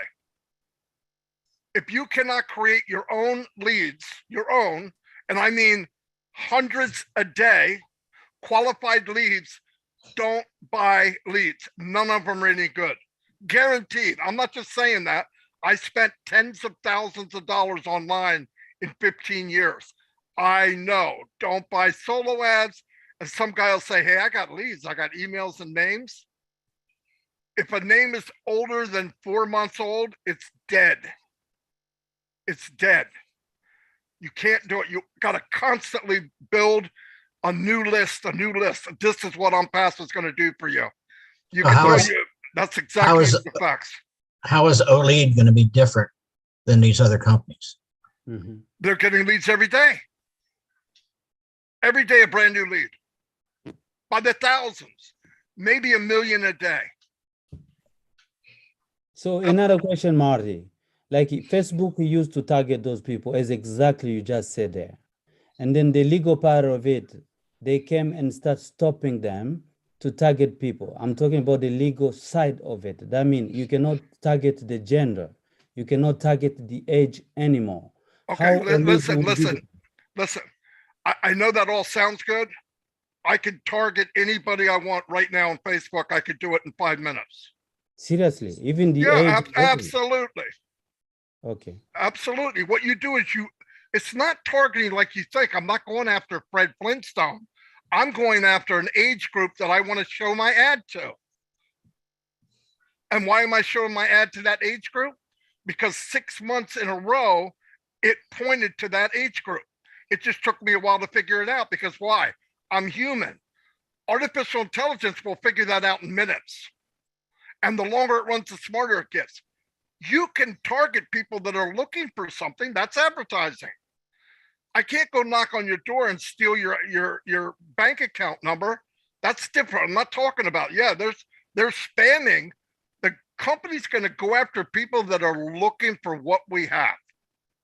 Not going after them and knock on the door and say, you need to have, you need to have this product. No. That's not what we're doing. Right now, all the products that you see in OnPassive are being sold for hundreds of billions of dollars a year. The difference is what we have is better, higher technology, better value. It's that simple. And targeted traffic is not illegal. Spamming's illegal, going after people illegally. But if somebody comes online and they look on Google and say, I want to know about this, you can share with them what you have. If they look at it and say, oh, I want to know more, and you put your name and email in, you did that. They're not going to make people do that. But once it's fair game and then you find out what people want, you just offer it to them. Here's what I got. The company, we won't even bash other companies. We're just going to show them what we have. And common sense will be, that's cheaper. It's got technology. It's got artificial intelligence. And I can have unlimited for 1/10 the price. What are they going to do? They're going to buy it. That's all OnPassive did. Now, I understand where you're going with the legal part of it. Trust me, we're not doing anything illegal. There's advertisements all over the world. All over the world. What you do is up to you. But once you put your name and email saying, I'm interested, you could be caught like a fish. And it's and it's not bad. It's not a bad thing. That's how the market works. If you were worried about a bad thing, look what Facebook does. They sell your info without you asking you. How do I know? Go look up something on Google. Say you want a recliner right now, all of you. Go say, I'm looking for a recliner. You get on Facebook and recliners will be all over the right side of your screen. That's illegal. That's nasty, but they get away with it. That's not OnPassive. Everything you see in OnPassive is from OnPassive. And if you come into OnPassive world, it's because you asked to be there. You're saying, I want to know. Seriously. So yeah, it's not, they look way in it. They got lawyers that are choking on money from OnPassive. He's got lawyers in every continent, everywhere. For that reason, though, I understand what you're saying. But don't confuse what is illegal and what isn't. They're doing nothing illegal. They're going to be the best marketers on the planet, bar none. And guess what? You're going to reap the benefit because you're the best marketer on the planet. You're one of 1 million that are the best in the whole world. You just don't know it yet because they're doing everything for you. I hope that made sense because I did drink a lot of caffeine today. Anyway, that's it. How was that, Guido? Was that good? Yeah, it's good. I appreciate that, Marie, and everybody. Great. Thank you. Thank you. Thank you for asking questions that probably others have. So thank you. We next have Sylvie Wanji. Hi, Sylvie. Hi, Lynn. Thank you for giving me the floor. I'm Sylvie Wanji, speaking to you since Houston, Texas, in the United States. And I would like to say thank you to Lynn and Ron for putting this amazing webinar in place. Very, very rich, full of information. Thank you, Maddie, for your support.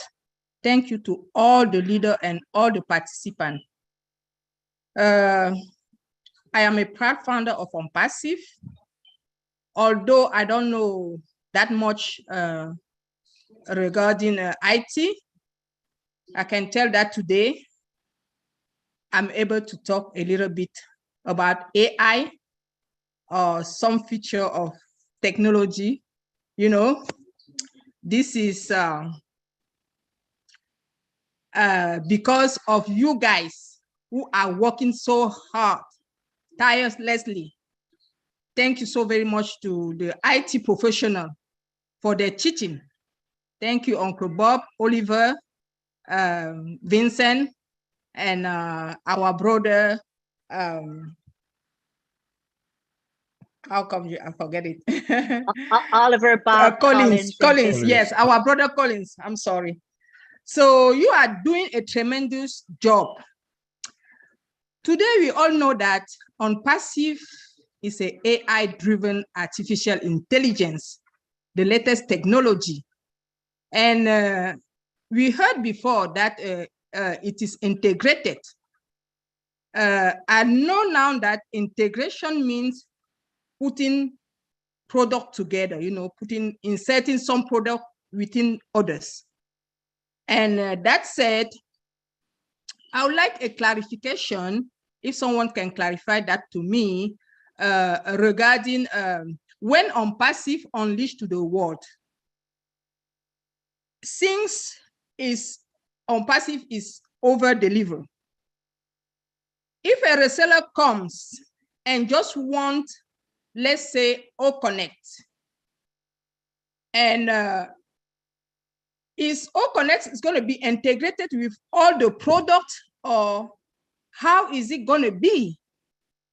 Is OnPassive offer all the products for someone who just needs OConnect? So I would like to, for you guys to give me, when you talk about integration, Is it what it means that all the product, let's say we have 50 products, so all the 50 products are they together? So please give me a clarification. Maybe Marty would want to respond to that one. Marty. Okay, thank you. Boy, yeah, I'll respond. Listen, there'll be package deals. So somebody, I don't know what those deals are, but there'll be packages. So somebody buys O Connect, there might be something with it. But the neat thing about it, Sylvia, is if somebody buys a package, and let's say it's O Connect, while they're using it, there will be buttons in there that say, this will work well with this, like a whiteboard or create your own page. They don't have to do it, but they'll look at it and say, oh, that would go good with this. You click it, there'll be a little video or something that explains why this other product would work well with it. They say, well, let me look at it. They click on it and find out if you own these two, you can have this one for a low price of blank and make it part of your package deal. Now, I just made that up, but I believe that's how it's going to be. Any package somebody buys, there's going to be something in there that will say, hey, you have a bologna sandwich. Bean with bacon soup goes great with that pig, right? Or you got a grilled cheese, you got to have tomato soup. I think all the other things will be intertwined if you want to. It's not going to be shoved in your face, but inquiring minds, what do people do? What's that? And they click on it. And I also think that there'll be a way where they look at it and they see $5 in a wallet. What's this about? Well, if you share this with 3 people, you can have the product for free. Okay, that sounds great. That's how I believe it's going to work. Thank you so very much, I Buddy. will double check with Ash because I've been known to put foot in mouth, but no, I believe that's right. It sounded logical, right, Sylvie? Yes, it is. Yes, it makes sense to me. Oh, yes. Thank you so very much. Let's continue stacking the cool. Thank you. Thank you. All right. We have Gladys Navarro. Hi, Gladys. Hi, Lynn and Ron. Thank you so much for having us on tonight. And thank you to all Tech Pros for always breaking it down for us to understand. I'm just going to add on to what Mary spoke about, not being worth it to pay for leads. And I'm going to give an example of, you see the 4 people. Look at the first 4 people on the, on the panel. When you pay to some companies to get leads, and I'll give an example, a real example what happened.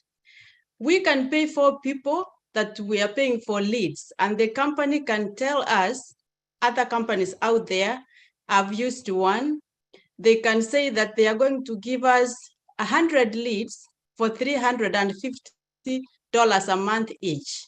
So I pay $350 and the other person pays, the 4 of us pay, but in the end, they give us the same leads for that money. I was running a home care agency, skilled nursing, and we were paying, my family was paying $350 a month, and we were promised to get 350 leads, 100 leads a month. So what used to happen when that company gets someone who is surfing online looking for skilled nursing services, they could send us a message immediately and give us the name of the person and the phone number to call that person. And I was on top of those alerts. The moment the alert came in, I called immediately, thinking I'm the only one calling. But by the time I call, the patient is already tired because he has received maybe 10 calls of people asking him, oh, I just got information you are looking for services. So those are not really leads that are targeted that you can count on. That's why I say that we are very lucky to have Ash, who is the master of traffic in-house, who is going to bring to us targeted traffic. And the good thing is that everything is done for us. Thank you very much. Thank you. Marty, did you want to respond to that? She's 100% right. That's what I was talking about. They rip you off and then they charge you a boatload. And this poor guy that's getting 50 calls, he doesn't know he's on a list. He's begging to the third guy, get me off the list. He doesn't even want what you have on top of that. And he got on somebody's list and they built a list and they sold it to somebody else. It's horrible. It's corruption. It's what it is. Exactly what Ash talks about, that people just get abused. And that's what gave a bad name to MLM or marketing online. So many people get ripped off. You can't trust anybody, but never, ever, ever buy leads. Ever, ever. If you can't create leads, don't get a business online. If you want a business online and you don't create leads, get in on Passive. There's no other place. I'm telling you, there's nothing else out there but on Passive. 0, 0, 0.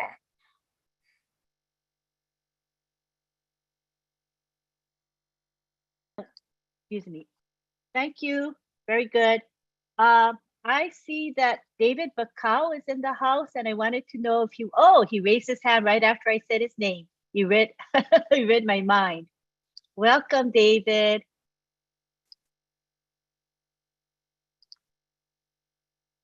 You can unmute yourself now. Good to see you here. Thank you, Lynn. And thank you, Bob. Thank you, Collins. Thank you, Oliver. Thank you, all you tech guys. You know, I am learning so much from you guys. Thank you. And I want to invite you to Papua New Guinea. And you will also,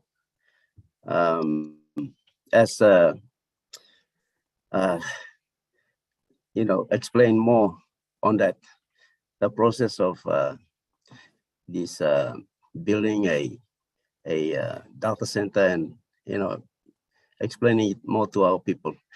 I agree with Marty. I am telling my people, you know, we got to use the products because it's AI inbuilt, as I understand, and it will continue to learn as we use it more. And especially in Sona, when the OChat Sona, when we are using it, and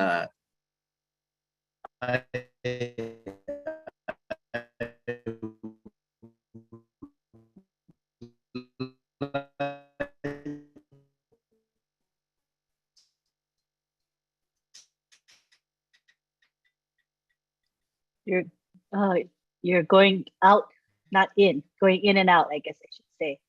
Perhaps you can turn, David, you might want to turn off your video. David? David? The languages across languages and try and translate. I can understand it. I'm really excited. Okay, yeah, we missed maybe about one full minute. Yes, we missed about a 1 minute of what you said. So could you backtrack about 1 minute? Yeah, I agree with Marty, as our products are AI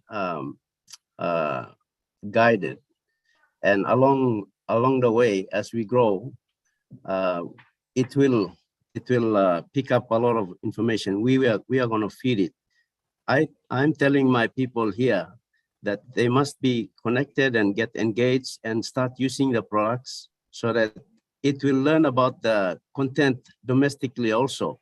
So it's collecting information all around the world, and wherever we are as founders, we are using it, and we are putting information into the system. It collects it for us so that when somebody else comes in and they have a similar issue and they want to query about it, the machine has already worked out a solution for it. So that's how I understand it. And I'm really excited to be a founder and to be in this company. And I'm just ready. I just want to see it launch, and then we will go to the world. Thank you. Thank you, David. We are with you in that. We're waiting for the launch, and we know everything is going to be outstanding when that happens. We're all waiting in anticipation, and when it happens, it's going to be huge. So we're excited. Marty, did you want to say something in response to David's comments? No, David, David's been, he also marketed a long time. He understands that trying to buy leads or get leads like that is just a mistake. David, I asked the tech guys to come tomorrow night. I think some are, maybe all of them are, tomorrow at midnight. And yeah, they're going to go over the data center with you, David, with your people. So that would be great. We're looking forward to being there tomorrow night, midnight. So for those of you watching tonight, please attend the Papua New Guinea webinar. It's every Saturday at midnight. It's an awesome webinar. I always gain a lot from it. So we welcome you to attend. Please attend. All right, I think we've answered, we've called on all the people who wanted to speak tonight. So what I would like to do at this point is to allow our tech team to wrap it up. Each of them can say a few words. So let's start with Vincent Ete. Hi, thank you, Lynn. Thank you also, Marty and Ron. Yeah, so thank you. It was a great webinar. And thanks also all the participants to be here. And then tomorrow we have another webinar. It will be 5 p.m. EST. Yeah, so tomorrow. So please attend. Also, we'll be here, 4 of us, and then we can also go more about any question or anything we have to understand, and then we are here to help. So thank you very much, and all have a great evening. Thank you. Bye-bye. Thank you, Vincent. Let's go now to Collins. Mana. Yes, I'm here, present. Yeah, so it was really a great webinar, and I just want to thank all the participants and the panelists for great questions. So yeah, one of the things I want to say is the founder should rest assured that what we have said here is just what we think it's happening behind the scene, and just to give you that idea of what is going on. So the fact that we don't see things doesn't mean it's not happening. 90% of what they are doing, especially in on-passive, we don't see. We see just 10% or maybe 5%, and we see just the finished product. So it's just to give you an idea and to share that idea, which is really great as a founder, for you to at least have a tip of how software is being built. Because the reason why we started doing this is because a lot of people always say, oh, it's online business. They really confuse between an IT company and all this dodgy company out there. And we want to explain that what we have today as in on-passive is a global IT company building real solution. And they are all real people, real engineers working day and night for us all. So we shouldn't take it lightly. We should take it because it's a golden opportunity for all of us. So sometimes when I see that people said that online business, it really upset me because I said, this is an IT company, it's not an online business. It's typical, it's nothing that has ever been done before. This is new, and honestly, I don't really blame those who don't really understand it, but maybe with time, they will understand what on-passive is all about. So let us love it. Let us be patient. Let us know IT is something that takes time, takes time to build. Sometimes you can't control it. I will say for myself today, bro, Oliver called me. I was running a program. I couldn't have control. I was supposed to deliver a week ago, but I'm 2 days behind because the technology is doing its own thing. So it's beyond my control. So there is nothing I can do. And I believe most of the IT people face this problem. This is a typical thing. When you are building software, you don't have control over it. The machine will do it in its own time. If it says 2 days, it's 2 days. There's nothing you can do. You can't push it. So I just want all of us to rest assured and know that we are in good place and we should enjoy and trust the process. Thank you, Lynn. That was very, very reassuring. Thank you. We have next Oliver Fonte. from the United States. Go ahead, Oliver.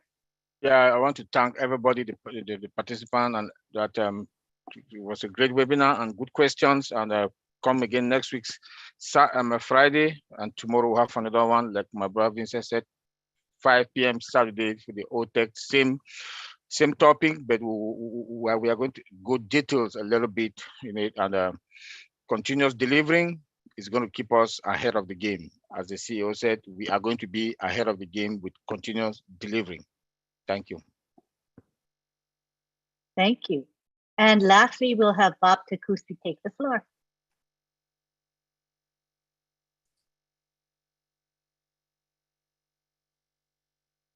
Okay, you're muted. I thought I unmuted myself. Okay.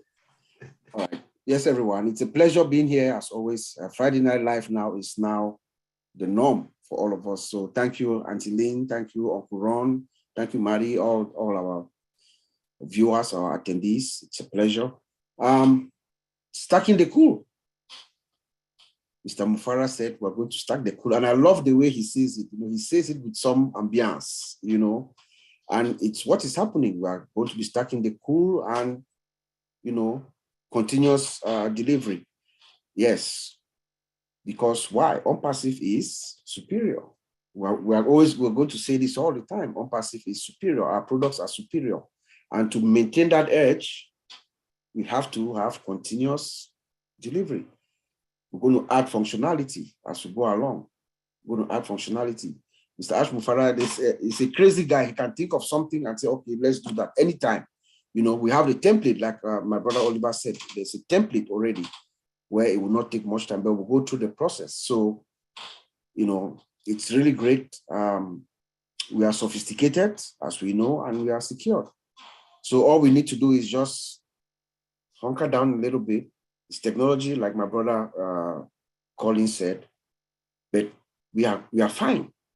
Ash Mufara, one of the stories that will be told about OnPassive is the time it took for it to be delivered. Most of us in here, we know that normally this solution takes at least 5 to 8 years, guaranteed. So Mr. Ash Mufara, as he is, only him alone knows, how it is done. That's one of the stories that will be told about OnPassive. Those who are going to write about OnPassive, the people who are going to come and investigate, and the other engineers who will come and figure out, try to look, when everything is revealed to the public, the work that has been done, they will be like, wow, how did he do it? So I just want to thank everybody for coming again tonight. I hope you learned something. And like Brother Colin said, this is just informational. We're just here to just break things down as much as we can. You need not know anything about the workings of OnPassive. We are founders. The system is automated, it's integrated, it's working for you. You need not know anything that's happening in OnPassive. All what you really need to know is how to log into your back office, connect your wallet to your account, and make sure you can download the money when the old wallet is available. Really, So let the system play out for us. We have a founder who is on top of the game, a strategic thinker. Every step that Mr. Mufara takes is strategic and important for the benefit of all of us. So I'll leave you with that, and I hope to see you, some of you, tomorrow at our OTEC Pros webinar, and also at Papua New Guinea webinar at midnight. Thank you, Auntie Lee. Back to you. Thank you very, very much. I see that we have in the house some leaders here, and I want to make sure they have an opportunity to speak. There's Julie Wynn sitting there, but I think I don't know if she can come and unmute herself, but she's welcome to. Julie, if you would like to speak, feel free to. You're not obligated to. I also noticed we have Key Wendell, who joined us tonight toward the latter end. If you would like to speak, just raise your hand. We also He just signed off. Oh, he did? Okay. Yeah. He's working, so he was trying to take in as much as he could. We also have Chris Johnson, who's not co-host, but he's in the panelist list. Chris, did you want to say anything? Or are you still there? He was there. Maybe he just dropped out. No, he's in. Unmute him. He's in. Okay. Let me find him. He what? See, I don't see him right now. Hey, Lynn, you need a new pair of glasses. If you can't see this big head, I don't know what's going on with those glasses you got on. Oh, what? Are you under C, the letter C? I'm under, oh, Marty put me under super. He put you under super? What? Superfly. Marty changed my name again. Well, how the heck am I going to find you? So silly. Okay. Hey, great job, guys. Of course, you know, actually, I know what you're talking about. When you talk about foundations, basically layman's terms, thanks, Marty, for putting me in my big head. Hey, layman's terms, we have everything in place. The foundation was built, the security is there, and we're going places, folks. OnPassive is going to take you places where you've always wanted to go, and it's going to help a lot of people. That's exactly what these guys were saying tonight with all their Techo stuff. And they know me now that I don't have a clue about technology. But thank you very much, guys. The doctors are about to leave the house tonight. That's it, Lynn. All right. Thank you so much for sharing. Appreciate it. Next, we have Richard Lamothe. Love all of you from the bottom of my heart.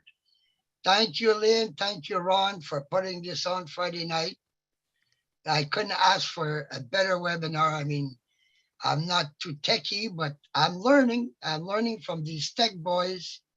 And I like the way that you make them kind of bring them down to our level a little bit so we can understand. And Marty, my God, you couldn't say it any better. Same with you, Chris. And I love all of you, and you know, keep up the good work. I love every minute of it. And I give you a big kiss and a big hug to everybody. Hi, Julie. We love you, Richard. And I see Julie. Come on down, Julie. Let me bring it to the middle here. Let's see. Thank you, Lynn. Thank you, Ron. All the tech men behind the scene, thanks so much for everything that you guys are doing. I just wanted to come on here and say congratulations, everyone. If you are founders of OnPassive, I wanted to congratulate you. We are in the good place, in the good time. And remember, OnPassive is the resident of Khalifa Tower.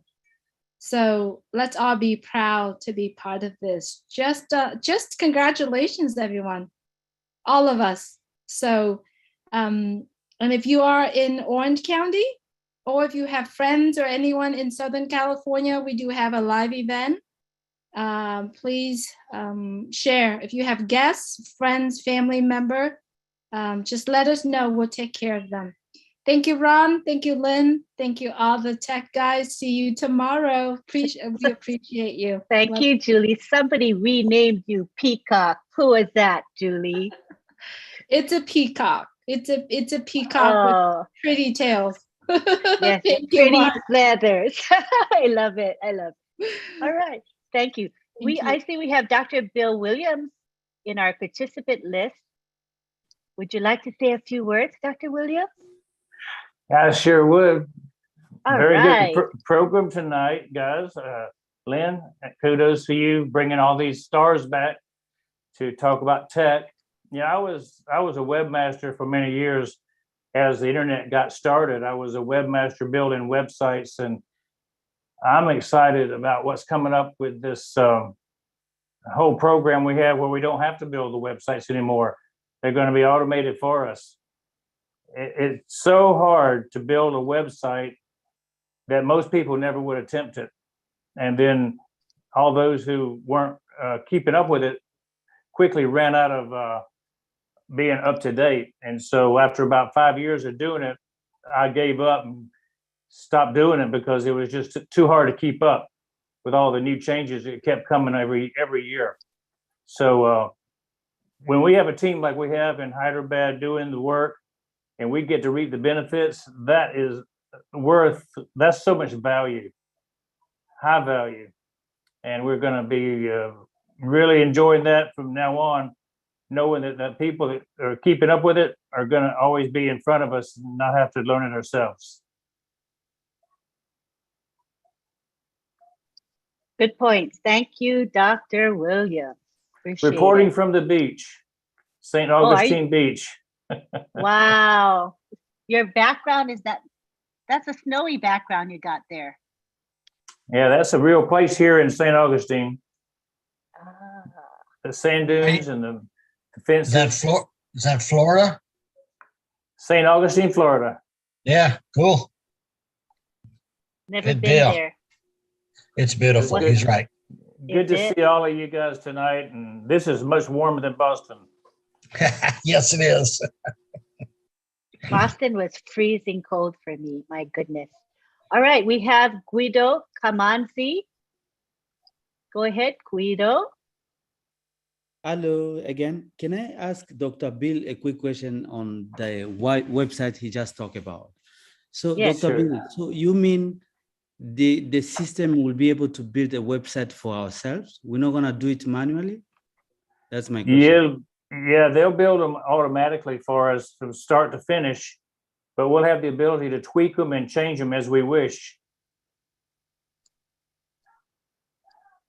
Does that answer your question, Guido?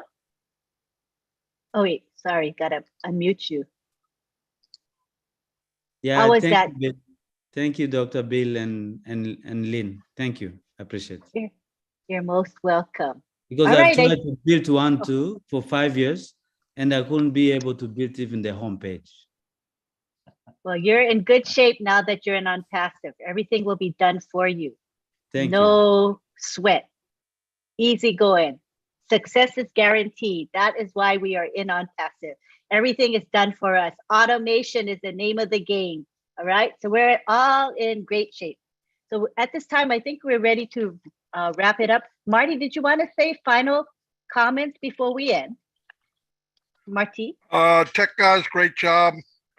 Ron, Lynn, always good. You almost have up to 300 people. That's crazy on a Friday night.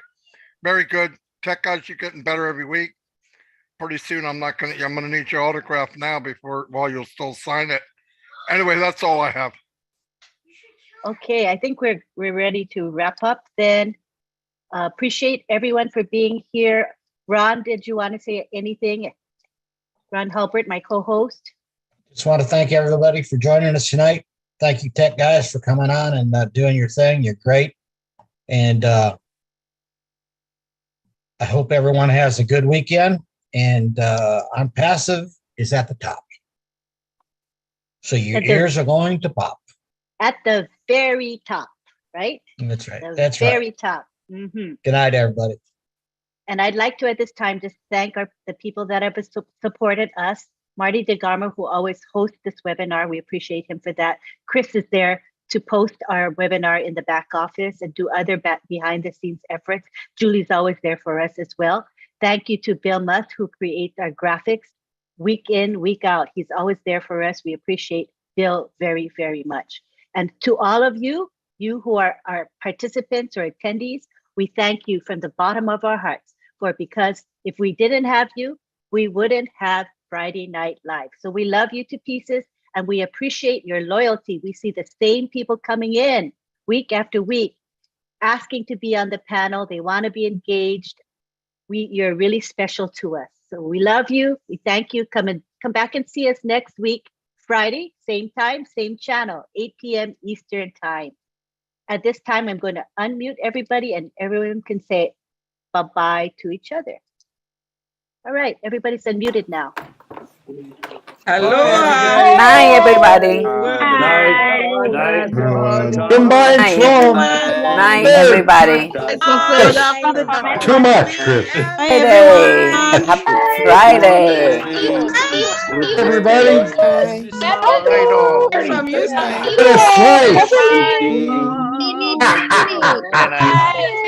Yes, you cracked me up, buddy.